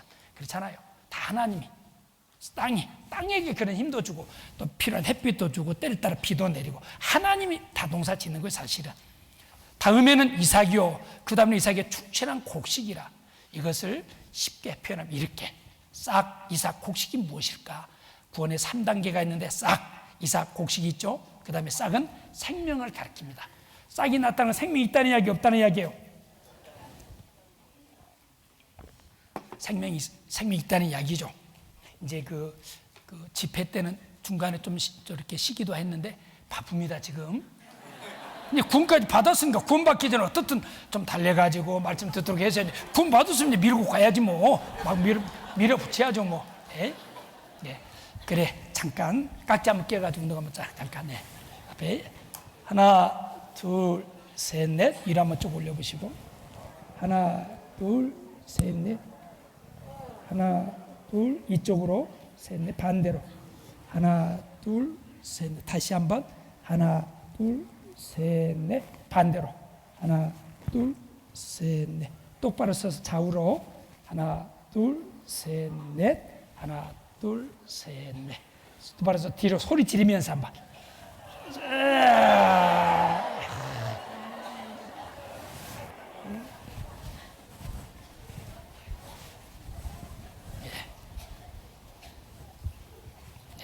그래서 이제 오늘 또 가니까 집에 가서 쉬면 되고, 여기서는 이제 오늘 이제 끝나는 날인가 막 가죠 그렇습니다. 생명, 생명.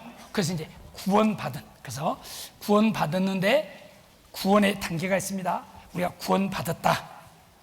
완전한 구원입니다. 그러나 이 구원은 영혼 구원. 내 영혼이 하나님으로부터 완전히 끊어진 영혼이 다시 하나님을 관계를 맺는. 그래서 구원받았다. 지옥과 운명에서 천국 가게 되었다. 하나님의 자녀가 되었다. 근데 이것은 과거. 이미 이제 이루어졌죠. 저는 84년 6월에 이 진리를 깨달았거든요. 저는 그 영혼 구원을 위해서는 이미 일이 끝났어요. 하나님 다시 내 죄를 용서해 주시고 이 죄는 어떻게, 그런 기도는 끝났습니다. 대신에 하나님 아들로서 하나님은 정말 나를 위해서 기꺼이 십자가에 지어 구원해 주셨는데 나도 좀 하나님 보시기에 또 다른 성도들에게 힘이 되고 또 이웃들에게도 이렇게, 그래서 이제 아들로서 자백도 하고 아들로서의 돌이키기도 하고 아들로서 하나님 제가 이거 정말 잘못했습니다. 제가 이렇게 지혜가 부족합니다. 지혜 주시 이렇게 기도하지만 죄인의 신분은 끝났잖아요.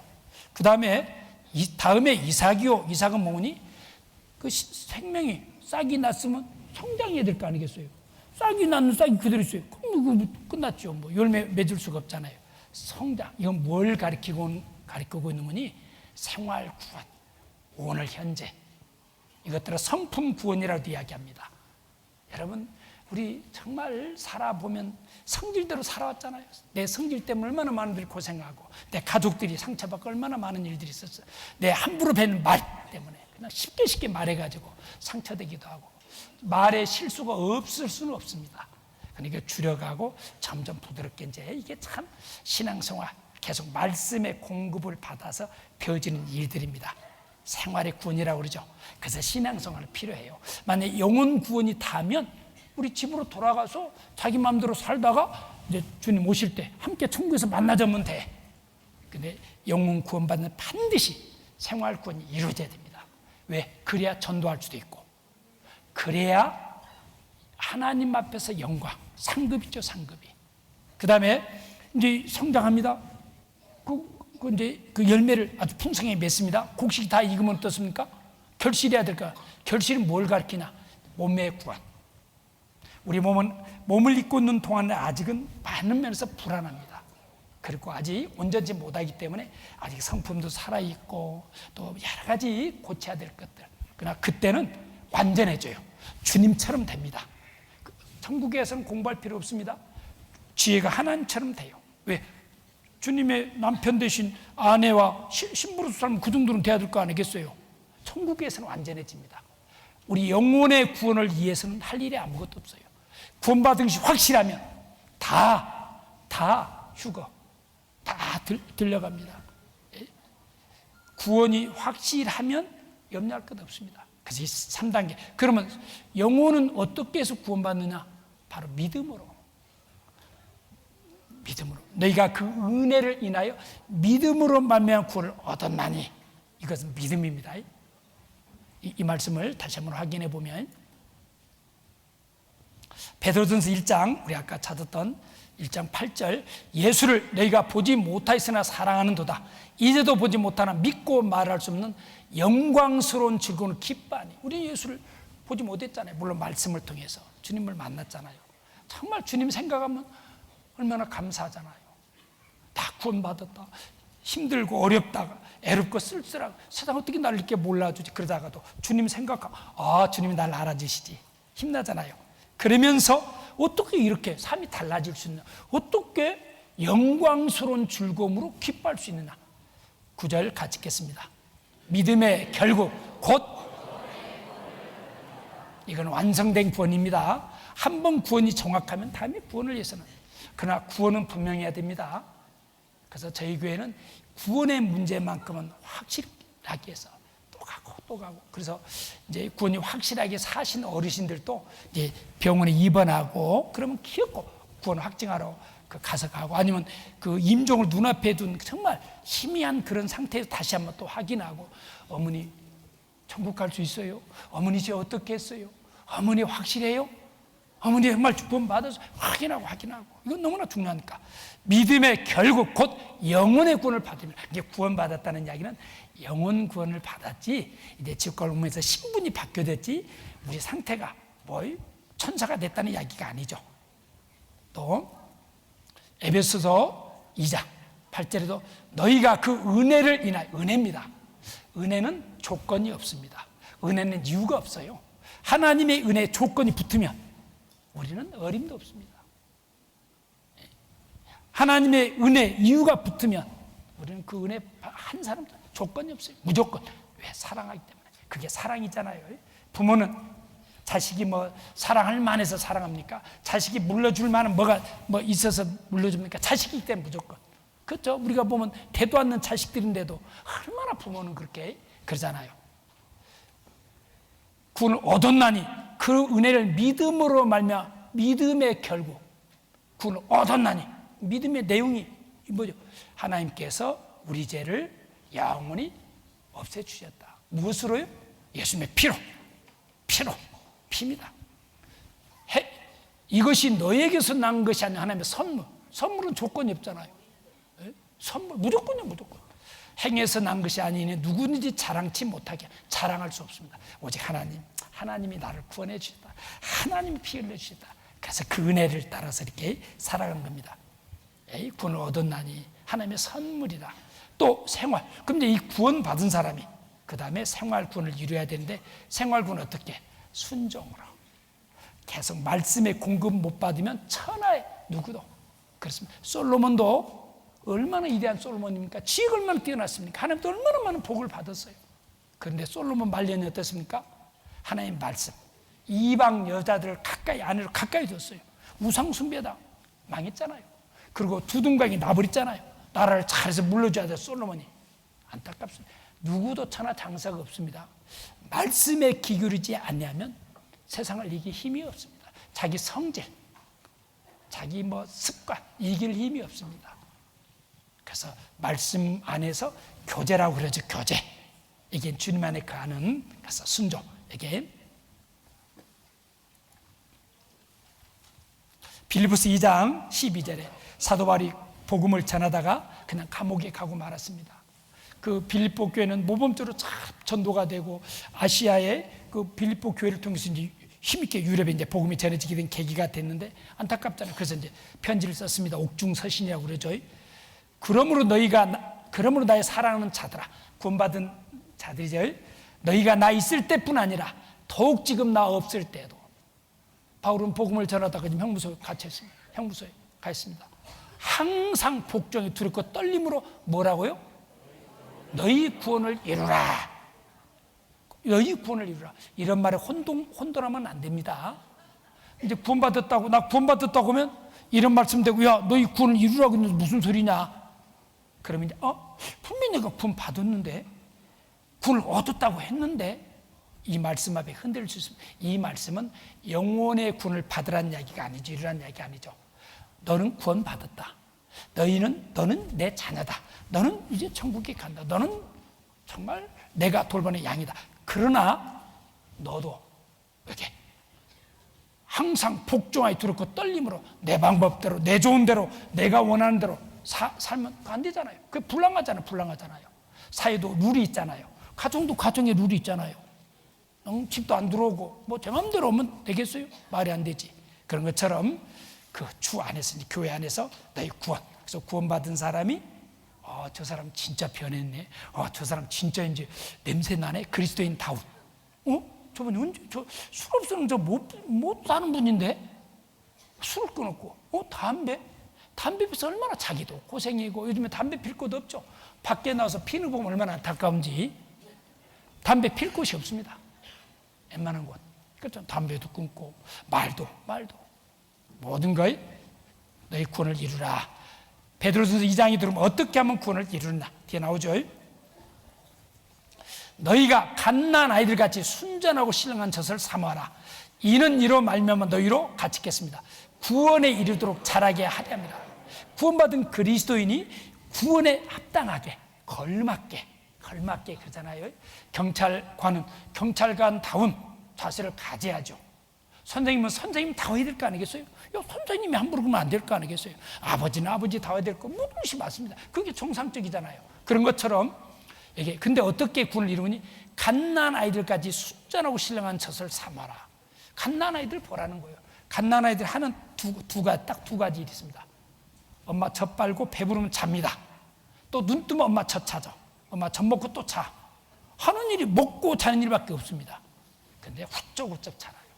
그러면서 그 사랑, 그 부모의 품 안에서 정서적으로 또 이제 세상을 살아 면역력도 얻게 되고, 엄마 우유 속에는 초유는 뭐 면역질이 모든 갖춰져 있잖아요. 하는 일 가만히 보시면 먹고 자고는 일밖에 없어요. 근데 점점 그런 것처럼 엄마 젖이 그 아이에게 가장 온도부터 모든 것이 이제 완벽하잖아요. 이것도 엄마 젖만 알아도 하나님 계신 걸 인정할 수 있어요, 사실은. 그런 것처럼 순전으로 신령한 젖, 하나님의 말씀입니다. 하나님의 말씀은 흠이 없잖아요. 허점이 없잖아요. 완전하잖아요. 신령한 젖, 하나님의 말씀 계속 들으면서 그 말씀을 가지고 나누면 교제라고 그러죠. 거기에서 이제 자연스럽게 이제 구원에 이르다. 이 구원은 하나님을 기쁘시게 하는 삶으로 발전한다는 이야기죠. 그리고 교회 안에서 덕을 세운다는 이야기죠. 쓰임받는 삶이 되고, 그리고 영원한 영광. 그래서 교회 생활이 굉장히 중요합니다. 구원이 다가 아닙니다. 구원받은 반드시 생활 구원 이루어야 돼요. 그래야 가족들이 구원받죠. 그렇잖아요. 왜 어떤 분은 그래, 내가 죽어도 예수는 안 믿어? 그래요. 요즘에 한국 사회에서 교회, 기독교가 어떤 취급받습니까? 개독교라고 그럽니다. 개독교라고. 요즘에 대형 교회들 모양은 막 그렇지만은 온갖 비리로 들어가면 얼마나 완전히 썩었어요. 부패했어요. 성적으로도 부패했을 뿐에 뭐 금전적으로 세상보다 더 부패한 것이 교회입니다, 사실은. 그러니까 콧방도 다 안 들어갑니다. 안 들어가. 우리 전도에 뭐 얼마나 앞이 딱 막 벽을 대하듯이 딱 이런 지하에. 그런데 그러면서 지켜보거든요. 그런데 저 사람 좀 다른, 저 사람 이러면서 인색하던 사람이, 이기적인 사람이 남을 품고 알아주고 같이 나누고, 그럼 하면서 이제 마음이 변하죠. 구원에 이르도록 그렇습니다. 잘하게 하려 함이니라. 여기도 베드로서 3장 18절에도 오직 우리 주 곧 구주 예수 그리스도의 은혜와 저를 아는 지식에서 자라가라. 은혜와 지식 없는 소원은 선치 못하. 하나님 말씀 그리고 은혜. 여러분, 이 은혜 갖고 처음에는 이제 충만하죠. 이 은혜만 갖고도 평생 감사하며 살 것 같죠. 지옥 갈 오면서 천국 가게 됐는데 한 달, 두 달 힘 빠집니다. 계속 은혜. 그래서 주님은 계속 우리 자녀들 계속 가정을 통해서 공급받잖아요. 공급. 그런 것처럼 은혜와 자란 지식에 자라가라. 그래서 생활 구원이 중요합니다. 그 다음에 몸의 구원은 주님 오실 때 자동으로. 그래서 우리는 영혼 구원 받은 사람은 몸의 구원을 위해서 할 일이 아무것도 없어요. 왜? 그것은 주님 오시면 주님 홀연히 다 변하리니. 한 사람 예가 없습니다. 구원 받은 확실하면 하나님 절대로 실수하지 않습니다. 그래서 몸의 구원은 이제 완전한, 불완전한 몸에서 주님처럼 되는 완전한 구원.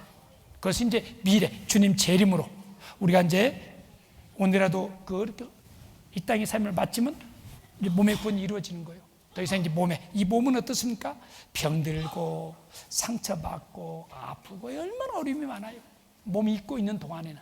이것 또한 주님을 더욱더 의뢰하면서 살아가도록. 그래서 주님의 재림 때 되어지는데 보겠습니다. 빌립보서 3장 20절에 보면 오직 우리의 시민권은 하늘에 있는지라 거기로서 구원하는 자 곧 주 예수 그들을 기다리노니. 거기로서 구원받은 사람이 우리를 데리러 오시는, 구원받은 사람을, 그것들의 주님의 재림이다. 먼저 공중재림, 그 다음에 지상재림. 그러나 끝까지 하나님 받아한 사람은 심판의 주로서 박살나죠. 주 예수 그리스도 기다리니 그가 만물을 자기에게 복종케 하실 수 있는 역사를 우리의 낮은 몸, 병드는 몸, 상처받는 몸, 늙는 몸, 애롭고 쓸쓸하고 정말 그러잖아요. 우리 몸을 입고 있는 동안은 어쩔 수 없잖아요. 우리의 낮은 몸을 자기 영광의 몸에 형처같이 병케 하시리라. 마치 더러운 벌레가 호랑나비가 되는 것처럼 완전한 몸으로. 이것은 우리의 노력과 상관, 그냥 묵묵히 붙어 있으면 그냥 하나님이 하시는 일이에요. 하나님이 또 이런 말씀이 여러 군데 있는데, 낮은 몸을 자기 영광의 몸에 형처같이.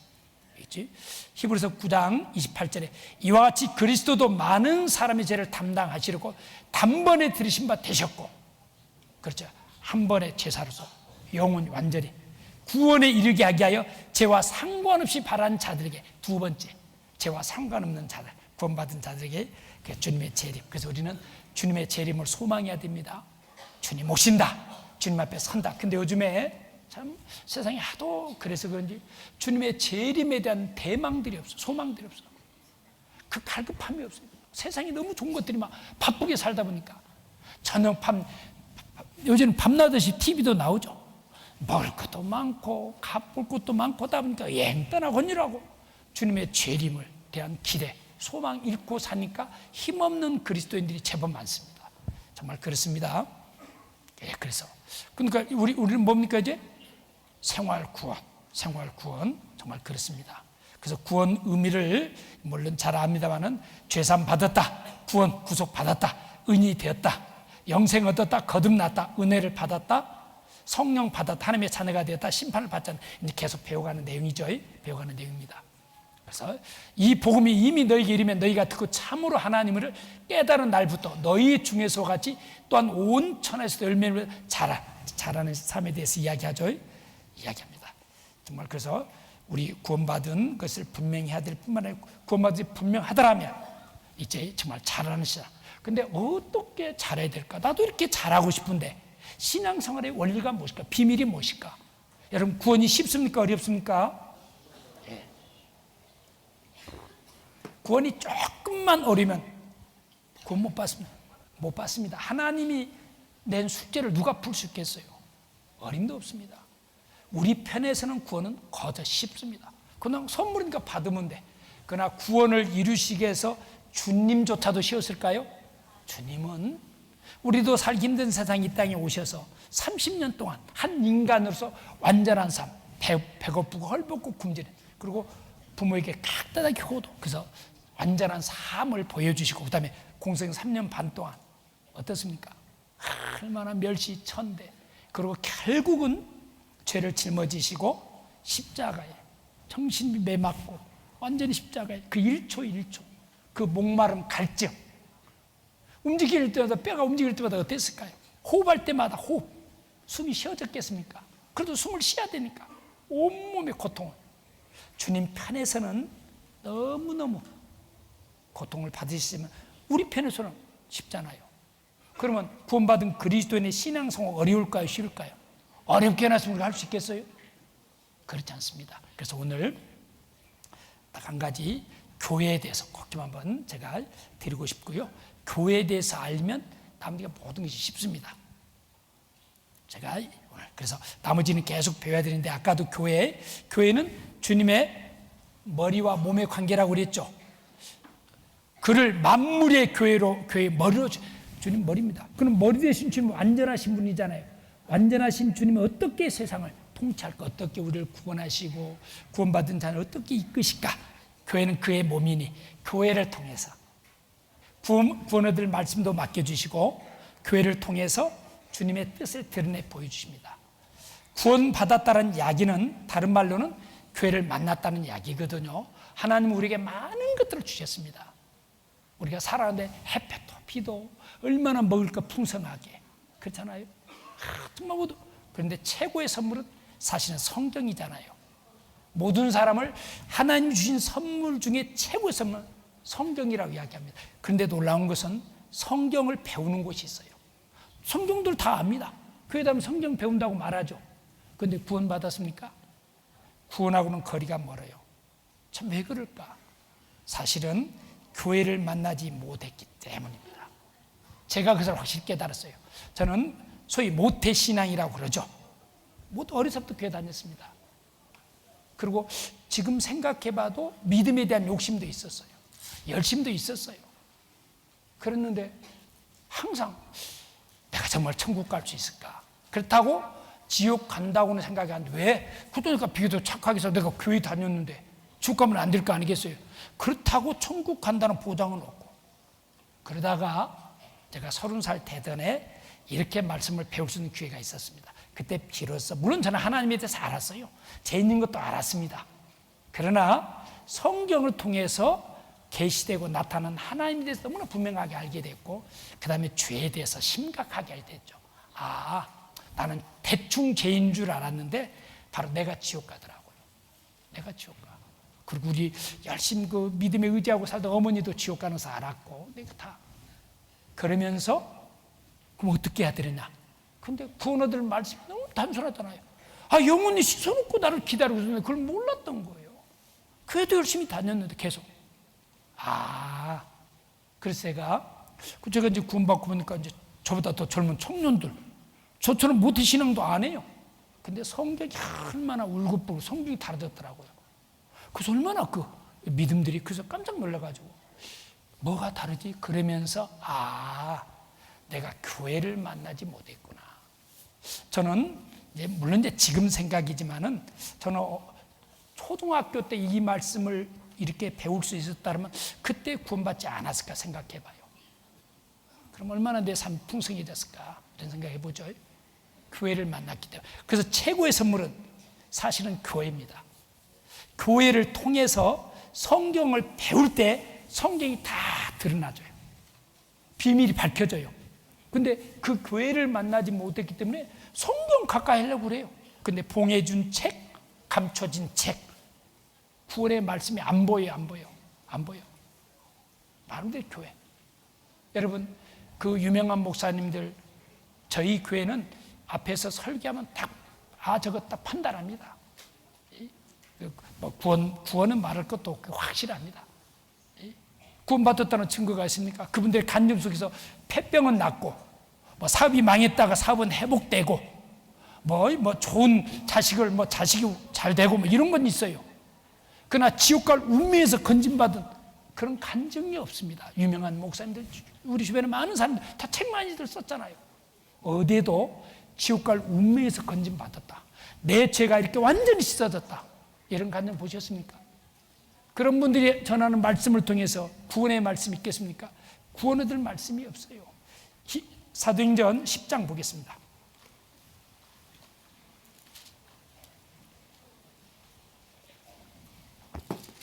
사도행전 10장.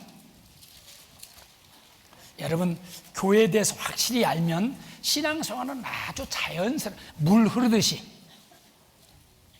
그리고 생활권이 비록 더딜지라도, 내가 원하는 대로는 아닐지라도 시간 1년 지나고 2년 지나면 변해가요. 점점 알아가요. 그리고 헌신, 봉사 같이 함께.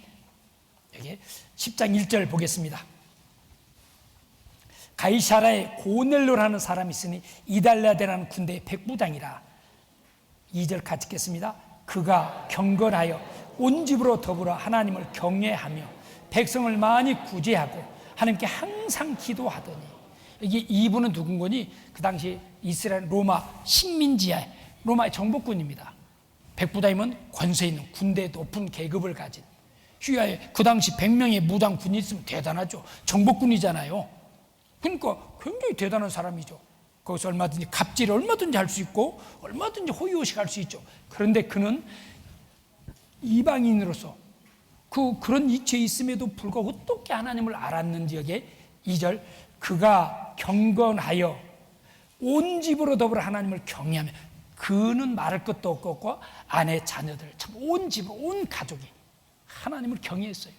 얼마나 대단한 믿음인지. 뿐만 아니죠. 백성을 많이 구제하고, 그 이스라엘 어려운 사람들을 많이, 오히려 자기는 이렇게 권력을 휘두르고 갑질해도 되는 입장인데 오히려 그 사람 불쌍히 돕고, 그 다음에 하나님께 어떻게 했다고요? 항상 기도했다. 여러분, 흠이 있습니까? 없습니까? 이보다도 완전한 믿음이 있을까요? 이보다도 완벽해 보이는? 여러분, 이렇게 장담할 수 있을까요? 저도 이 말씀 내가 이렇게 산다고 고백 못합니다. 나는 이렇게 정말 산다고. 흠이 없습니다, 흠이. 그런데 어떻습니까? 이분 결정적인 흠이 있어요. 이분 천국 못 갑니다. 참 놀랍죠? 이렇게 하기면, 에이구, 말도 안 되지. 당신이 그분보다 더 잘 살아? 이렇게 하기면 할 말이 없죠. 아닙니다. 그래서 하나님이, 이 사람 지옥 가면 안 되잖아요. 진짜 하나님을 이는, 그 하나님을 가까이 했고, 하나님을 정말 복받기 원했고, 하나님을 이렇게 경외했어요. 그리고 정말 착하게 살았어요. 하나님 이런 사람 놓칠 수가 없죠. 그래서 환상 중에, 여기 가이사라에서 욥바라는 곳은 옛날에 이제 걸어다니던 하루 이상 가는 먼 길입니다. 해안가에서. 그래서 환상에 나타나가지고 지금 베드로가 욥바 피장이 시몬의 집에 있다. 네 착한 종 보내가지고 베드로를 청해 오라. 동시에 베드로에게도 환상이 나타났습니다. 그 당시만 해도 유대인들은 이방인들에게 복음이 전해진다고 생각하지 않았어요. 유대인의 하나님만으로 생각하던 때요. 그러니까 베드로도 깜짝 놀랐죠. 이방인에 가서 복음 전하니까, 아닙니다. 네, 그렇게 불결하게 살지 않았습니다. 나 경건하게 살았습니다. 아니다. 하나님이 깨끗게 한 걸 네가 어떻게? 그래서 베드로에게 동일하게 환상이 나타났습니다. 그러던 차에 고넬료가 보는 사람이 나타났어요. 그래서 베드로를 청으로 왔다고.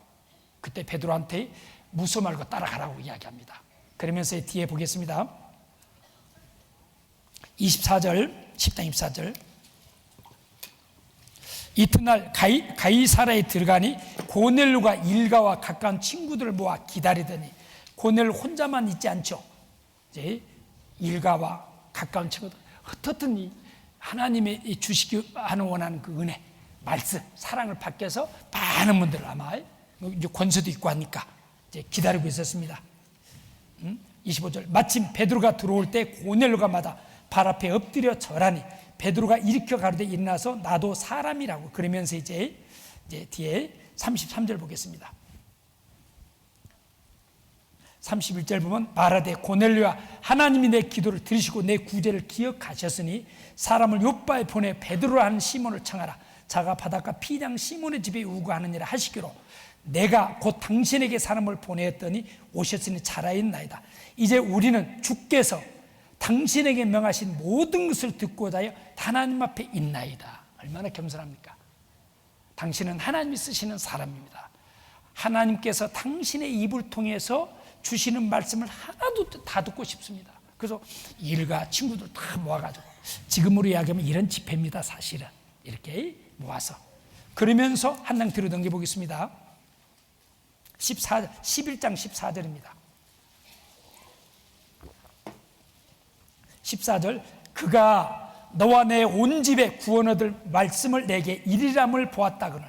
여기에 그가, 베드로가 와서 너와 고넬료와 네 가족들 또 함께하는 모든 분들 내 집에, 내 온 집에 구원 얻을 말씀을 내게.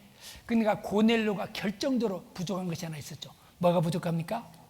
구원 얻을 말씀을 듣지 못했어요. 구원 얻을 말씀. 아까 염소와 송아지 피를 안 해 오직 자기의 영원한 속죄를 입사 보라, 세상 재료하는 하나님의 어린 양이로다. 우리 허물을, 내가 네 허물을 빽빽한 구름에 사라진 같이 네 죄를 안개에 사라진 것 도말해서 너 내게 돌아오라. 내가 너를 구속했다. 내가 네 모든 일을 주의 등대에 던졌다. 깊은 바다에 던졌다. 이게 구원 얻을 말씀이잖아요. 근데 그 말씀을 못 들은 거예요. 준비는 다 됐어요. 준비는 다 됐어. 여러분, 우리 중에 하나님에 대해서도 죄에 대해서도 지옥의 천국, 근데 구원 얻을 말씀을 듣지 못해서, 들으니까 되잖아요. 들으니까 여기에 그가 너와 내 온 집에 구원 얻을 말씀을 내게 이르리라. 이 말씀 속에는 똑같은 말씀이 아닙니다. 하나님이 창조주 되심을 증거해주는 말씀도 있고, 하나님 인간 역사를 섭리해주는, 이스라엘 역사가 그러잖아요. 그런가 하면 또 어떻습니까? 죄를 깨닫게 해주는 말씀이 있잖아요. 죄를 깨닫게 해줘. 천국과 비밀, 천국과 지옥, 심판에 대해서 알게 해주는 말씀이 있고, 그 다음에 문제가 있잖아요. 문제가, 세상은 문제가 있습니다. 답은 없어요. 그 답 없는 세상 있잖아요. 참 그게 안타깝잖아요. 물론 문제를 모르기도 하고, 내가 어떤 문제를 가졌는지, 교회에 가면, 정상적인 교회라면 문제를 알게 해줘야 돼요. 의사, 정당한 명의라면 이 원인이, 통증의 원인이 어디서부터인지 알게 해줘야 될 거 아니겠어요? 사실은 이게 영양의 결핍입니다. 아니면 저도 어깨가 안 좋아서 좀 병원 몇 번 다녔습니다. 이게 뭐 석회가 끼고 이게 굳어가지고 그렇습니다. 뭐 이렇게. 그리고 또 치료법을 가르쳐 줘야 되잖아요. 근데 병원은 안 낫기는 잘 안 나 또. 다니기는 다니는데 참 세상이 그러잖아요. 근데 성경은 문제를 알게 해주고 문제의 답을 시원하게 준비해놨어요. 시원하게. 얼마나 시원합니까? 얼마나 분명합니까? 그게 하나님이에요. 여기 그가 너와 내 온 집에 구원 얻을 말씀을. 그러니까 고넬료는 무엇을 못 만났습니까? 아직 교회를 만나지 못했어요. 그래서 이 구원 얻을 말씀을 못 들었어. 그러니까 구원 얻을 말씀을 들으니까 시원하겠죠. 확실하죠. 그래서 고넬료는 이방인 선교의 시작이 됐습니다. 이런 앞에 사도행전 8장에 보면 네시가 이디오피아 네시, 그 먼 그 이디오피아 권세 있는 네시가 그 이디오피아에서 예루살렘께 제사들어 왔다 갔다 했어요. 그건 구원을 못 받았어요. 이스라엘 예루살렘에 가면 대제사장도 있고 그렇잖아요. 선지자도 있고 율법사도 있고 뭐 바리새인도 있고 얼마나 많아요. 그 성경을 읽고 있었습니다. 깨닫지를 못했어요. 그 하나님 빌립을 보내서 구원 얻을 말씀을 전한 거예요. 확실히 구원받고 침례까지 받고 이제 더 이상 올 필요가 없다. 이 사람 올 필요 없잖아요. 확실합니다. 그래서 교회입니다, 교회. 그래서 사도행전 20장 28절에 보면 이제 사도 바울이 이제 이 땅의 삶을 마감하고 이제 순교를 앞두고 예루살렘에 가서 재판을 받고 로마 이제 압송돼. 그런 과정에서 3년 반이나 에베소 교회에서 목회를 했어요. 그래서 에베소 교회에서 많이 복음이, 그 당시 에베소가 굉장히 번성한 도시였거든요. 그래가지고 감독주를 불러가지고 이야기합니다. 너희는 자기를 위하여 또 놓은 양떼를 위하여 삼가라. 성령이 저들 가운데 너희로 감독자를 삼고. 같이 읽겠습니다. 하나님이 자기 피로 사신 교회를 치게 하셨느니라. 하나님이 자기 피로 사신 교회, 이보다 더 무거운 말이 있을까요? 이보다 더 힘 있는 말이 있을까요? 이보다 더 권위 있는 말씀이 있을까요? 자기 피로 사신 교회, 그보다 더 하나님 볼 때 그 자기 피로 사신 교회보다 더 소중한 것이 있을까요? 창조사역의 절정은 가정의 탄생으로 나타났습니다. 십자가 사역의 절정은 주님이 십자가 피를 흘리고 죽으시고 부활하시고므로 교회의 탄생입니다. 교회가 그때 세워진 거예요. 물론 이제 성령이 오심으로 이제 교회 120명으로 그 교회를 통해서 복음이 전해지고 오늘 우리에게까지 교회가 하는 일입니다. 교회가 하는 일.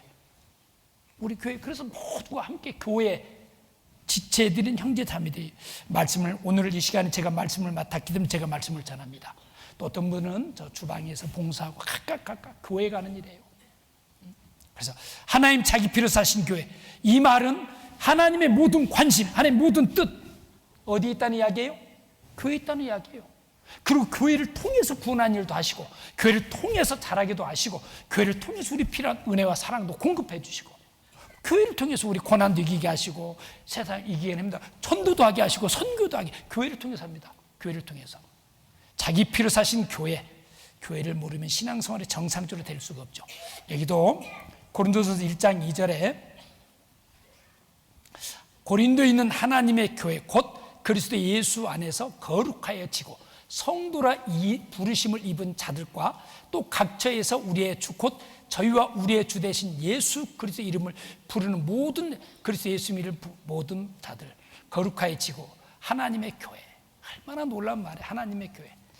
근데 하나님의 교회를 참 도용을 하는 거짓들이 많습니다. 참 하나님의 교회. 참 제가 얼마 전에 이제 부평교에서 집회를 했는데 인천에서 부평 오다 보면 그 하나님의 교회를 통과해야 됩니다. 크게 간판으로 영국 여왕으로 무슨 상을 받았는 모양이에요. 이름이 하나님의 교회인데 영국 여왕으로도 받은 그 상을 크게 흰수막으로 엄청 크게 해놨어. 하나님의 교회가 맞을까요? 아니, 하나님의 교회가 무슨 인간 왕, 물론 사람 볼 때는 귀한 일이죠. 뭐 그렇잖아요. 근데 그것을 크게 하나님 교회마다 다 붙여놨죠. 그거 영국 여왕, 그걸 자랑으로. 참 하나님의 교회 다 그 자리에 사람이 앉아가지고 마치 하나님의 교회인 것처럼 많은 사람 속죠. 자기가 하나님이라고 하더니 죽으니까 자기 아내가 어머니 하나로 바뀌어지고 또 그분이 죽으면 또 어떨지, 아들이 하나님 나올지 모르겠습니다. 일단 하나님의 교회, 하나님의 교회는 여기 곧 간판만 하나님의 교회를 단다고 교회가 곧 그리스도 예수 안에서 거룩하죠. 예수를 믿음으로 죄 씻음 받은 사람, 그 거룩하잖아요. 거룩 성도라. 그다음에 너는 내 것이다, 내 아들이다. 부르심을 입은 자들과 함께입니다. 여기 우리 구원받은 자들과 함께 입은 자들이죠. 입은 자가 아니죠. 자들과 또 각처에서 여러 곳에서 우리의 주 곧 너희와 저희와 우리의 주 되신 예수 그리스도 이름을 부르는 모든 자들에게 하나님의 은혜와 사랑과 평강이 있을지어다. 여기 거룩하여지고 히브리서 10장 10절에 이 뜻을 쫓아 예수 그리스도의 몸을 단번에 들이심으로 말미암아 우리가 거룩함을 얻었노라. 이게 참 우리가 무엇을 얻었다고요? 거룩함이랑 죄가 있다는 이야기 없다는 이야기예요. 없어졌어요. 너는 거룩한 존재다. 하나님의 자녀니까. 또 여기도 저가 한 제물로 거룩하게 된 자들을 영원히 어떻게 했다고요? 여기 거룩하게 된 자들을 언제까지 온전케 한다고요? 예, 우리가 거룩함을 얻었노라. 거룩함을 얻은 사람들이 모여 교제하는 그 교제를 하나님의 교회라고 이야기합니다. 물론 우리는 이름은 이렇게 뭐 인천에 있으면 인천교회고 뭐 대구에 있으면 대구교회고 포항에 있으면 포항교회지만은 하나님의 교회란 이름, 이렇게 이름을 도용하니까 쓸 수가 있어야죠. 뭐 하나님의 교회, 하나님의 교회는 여기 이 뜻을 쫓아 예수 그리스도 몸을 단번에 들이말며 거룩함을 얻은, 구원받은, 영원한 죄사를 통해 영원한 속죄를 받은, 그게 거룩하게 된 자를 영원히 온전케 하셨느니라. 그렇습니다. 그래서 교회는 많은 사람들이 이제 무슨 이렇게 교회당이 있고 모이고 목사가 설교하면 교회인 줄 알아요. 그렇지 않습니다. 고린도서 16장에 보면 아시아의 교회들이 너에게 무난하고 아굴라 브리스가 및 그 집에 있는 교회가 주 안에서 너에게 간절히 무난하고, 아굴라 브리스가 부부입니다. 부부가 구원을 받았습니다. 그분 중심으로 해서 몇 분이 집에서 모인 집에서, 그게 교회입니다. 교회는 보이는 건물을 교회라고 이야기해요. 예배당이라고는 할 수 있죠. 구원받은 그리스도인이 모여서 함께 이렇게 하는, 그런 교회는 아닙니다. 여기 다 흩어지면 이곳은 빈집입니다. 교회는 이제 각각 이렇게 각각 모이잖아요. 그 집에 있는 교회가 주 안에서.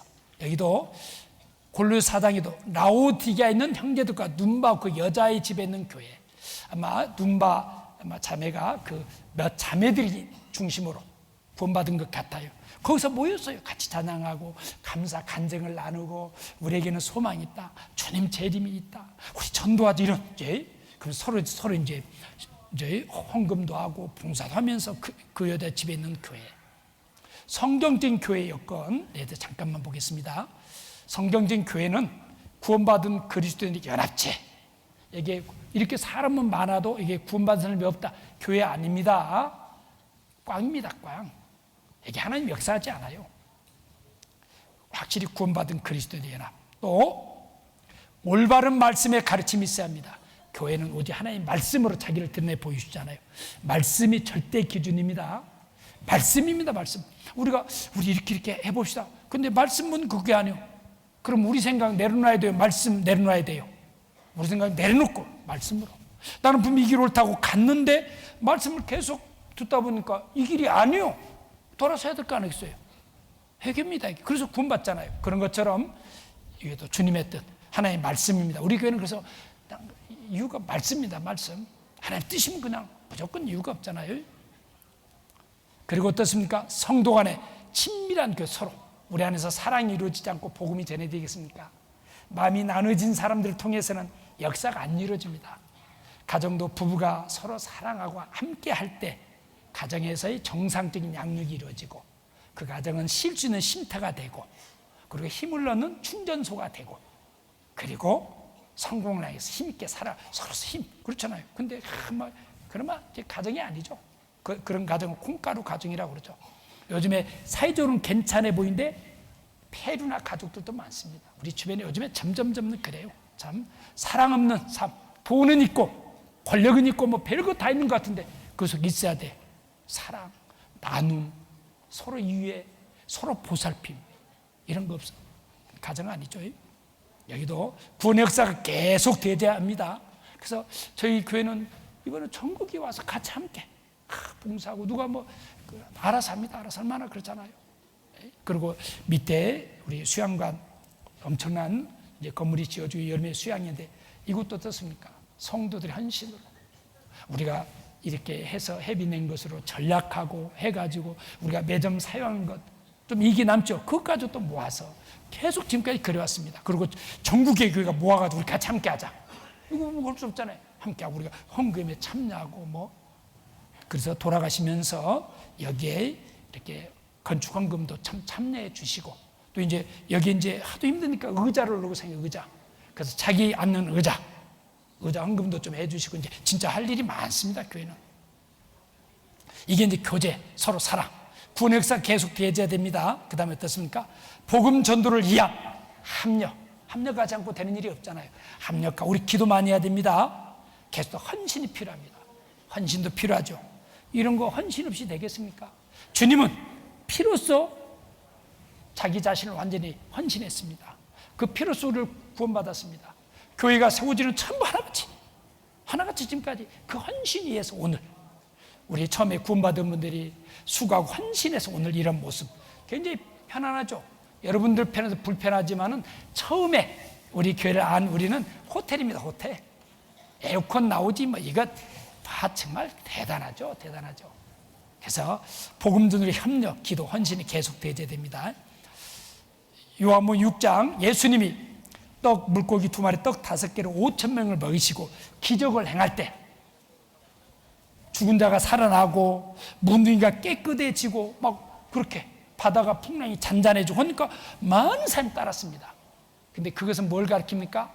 그것은 복음을 통해서 구원 얻을 것에 대해서 말씀이잖아요. 그리고 진짜 천국 복음에 대해서 이야기하니까 이 말은 어렵다. 다 갔습니다.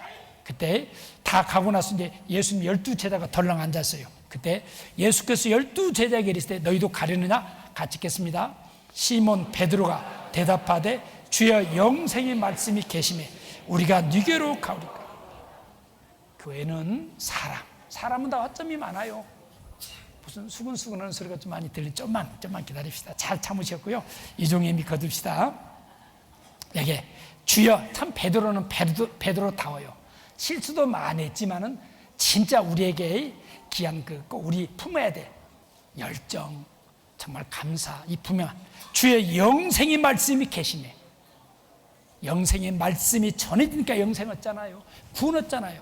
영생의 말씀이 전해진 곳에 몸도 마음도 물질도 헌신도 함께 오래자. 우리 교회입니다. 우리의 특징이죠. 에이? 앞으로 그래서 영생의 말씀 그렇습니다. 요한계시록의 2장 3장은 교회에 대해서 7교회에 대해서 쭉 이야기하면서 교회마다 꼭 하신 말씀이 있습니다.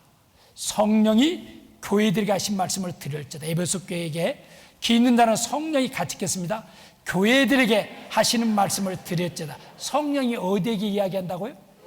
예, 교회들. 우리 전국 전 세계 교회들에게 성령께서 교회에게 주시면, 성령은 하나님이시잖아요. 성령이 하나님께서 교회에게 주시는 말씀을 우리는 그 말씀 듣고 공급받으면서 우리 신앙생활이 이어지죠. 예, 성령의 교회들에게, 서머나 교회에게도 귀 있는 자는 성령의 교회들에게 하신 말씀을 드렸잖아. 버가모, 두아디라, 사대, 빌라델피아, 라우디게, 일곱 교회 전체 귀 있는 자는 성령의 교회들에게 하신 말씀을 들을지어다. 내 안에 거하라. 이것을 요약하면 내 안에 가라. 교회 안에. 그 신앙에서 교회와 함께하는 생활입니다. 교회 함께하는 생활입니다. 교회 함께할 때, 교회 함께하지 아니하면 말씀의 공급이 없어 심령이 메마르고 둔해지게 됩니다. 틀림없죠? 여러분, 말씀을 듣는 것이 가장 우선입니다. 주여 영생의 말씀. 그렇지 않으면 그리스도인다운 생활, 성장이 이루어지지 않습니다. 그 사람이 교회를 세우신 거예요. 포도나무 가지에 붙어 있으면 무릎도 당연히 지낼 열매를 맺잖아요. 근데 끊어져 있으면 말라 비틀어지죠. 또 기도가 막히게 되고 주님과 교제가 이루어지지 않습니다. 교회를 모르면 혼자 떨어져 있는 거예요. 포도나무 떨어져 있습니다. 구원은 확실히 받았다 할지, 구원받으면 지옥은 안 가죠. 그러나 변화 성장 없습니다. 열매가 안 맺히죠. 가족들 구원 못 받습니다. 가족들 및 주변 사람이 구원 받을 수 없게 됩니다. 주님을 위한 정상적인 봉선신 생활이 이루어지지 않습니다. 여러분, 구원받은 이후에 봉선신은 중요합니다. 물론 처음에는 말씀 듣는 것이 중요하지만은 여기에 그래서 그러면 이것은 교회 함께하고 교회를 통해서 말씀을 공급받으면 심령이 점점 살아나고 영혼이 소생되고 둔한 마음이 일깨워지고 그리스도인다운 생활 성장이 이루어지게 되죠. 기도가 되고 주님과 교제가 이루어지게 되죠. 또 나를 통해서 가족들 주변에서 구원받게 되죠. 헌신, 봉사, 정상적인 생활이 이루어지죠. 핵심은 뭡니까? 내 안에 거하라, 내 안에 가라. 교회 함께하는 생활입니다. 교회 함께를 통해서 하나님의 말씀을 알아가고 배워가고 하는 겁니다. 그리고 계속 이렇게 전도. 그래서 우리 이제 각국으로 다 여러분 가는 곳마다 우리 교회가 있잖아요. 우리 교회는 똑같은 교회입니다. 어디든지. 그래서 설교도 순회 설교가 다르잖아요, 완전히. 그래서 교회를 통해서 주님의 은혜와 사랑을 더 맛보면서 또 변화되고 성장의 기쁨을 맛볼 뿐 아니라 그 힘으로 내 가족들, 내 사랑하는 처와 자식들, 남편, 그 부모들 어떻습니까? 그 어르신들 그대로 죽으면 고생만 하고 지옥 가잖아요. 전도하고 또 주변의 이웃들 전도해야 되고, 그리고 내 삶의 변화가 일어나야 될 거 아니겠어요? 내 삶에. 그래서 교회와 함께 하시길 바라고, 이제 배워야 될 말씀이 많은데 이제 계속 교회 가서 이렇게 배우셨으면 하는 바람입니다. 그리고 제가 뭐 중간에 했지만은 우리 이제 지금 이런 것도 전부 성도들의 헌신으로 건물 하나하나 세워지고 그렇습니다. 그래서 할 수 있는 만큼 기꺼이 헌금에 참여해 주시고, 또 앞으로 의자라든가 뭐 교회 그 들어가면 뭐 돈이 얼마나, 이게 뭐 300억이 넘는 공사입니다. 거기에 또 비품 얼마나 들어가 있어요. 그래서 내가 앉는 의자, 아니면 앞으로 전도할 사람 의자까지도 좀 미리 좀 해가지고 좀 헌금도 해주시고, 기쁨입니다. 축복입니다. 그게 주님 앞에 갔을 때 또 올라온 영광으로 나타났습니다. 그래서 기쁘게 감사하며 생활했으면 좋겠습니다. 기도하겠습니다. 하나님 고맙습니다. 하나님 감사드립니다. 하나님을 모르고 눈에 보이는 것이 다인 줄 알고 정신없이 바쁘게 살아오는 사이에 벌써 세월이 지나고 육신도 쇠폐해지고 늙고 병들고 죽음의 눈앞에 두고 있습니다. 이러한 때 우리를 불러서 구원하시고 교회를 알게 해주심에 감사를 드립니다. 주님의 피로 자녀 삼아주신 주의 자녀들, 교회를 통해서 계속해서 말씀의 공급 속에서 변화되고 성장하고, 그리고 주 예수를 믿으라 그리하면 너와 내 집이 그를 얻으라는 약속의 말씀을 이루는 축복의 통로로서 살아가도록 도와주시옵소서. 행여라도 우리 중에 아직 구원이 확실치 아니한 분이 있으면 교회를 통해서 계속되는 영생의 말씀을 들음으로 구원받고 변화될 수 있도록 도와주시고, 우리의 나머지 모든 삶 교회를 통해서 주의 말씀께 맡기고 부탁합니다. 교제 가운데서 주님의 은혜와 사랑을 더욱더 알아가도록 인도해 주시옵소서. 모든 것 주님께 감사드리며 예수님 이름으로 기도합니다. 아멘. 수고 많으셨습니다.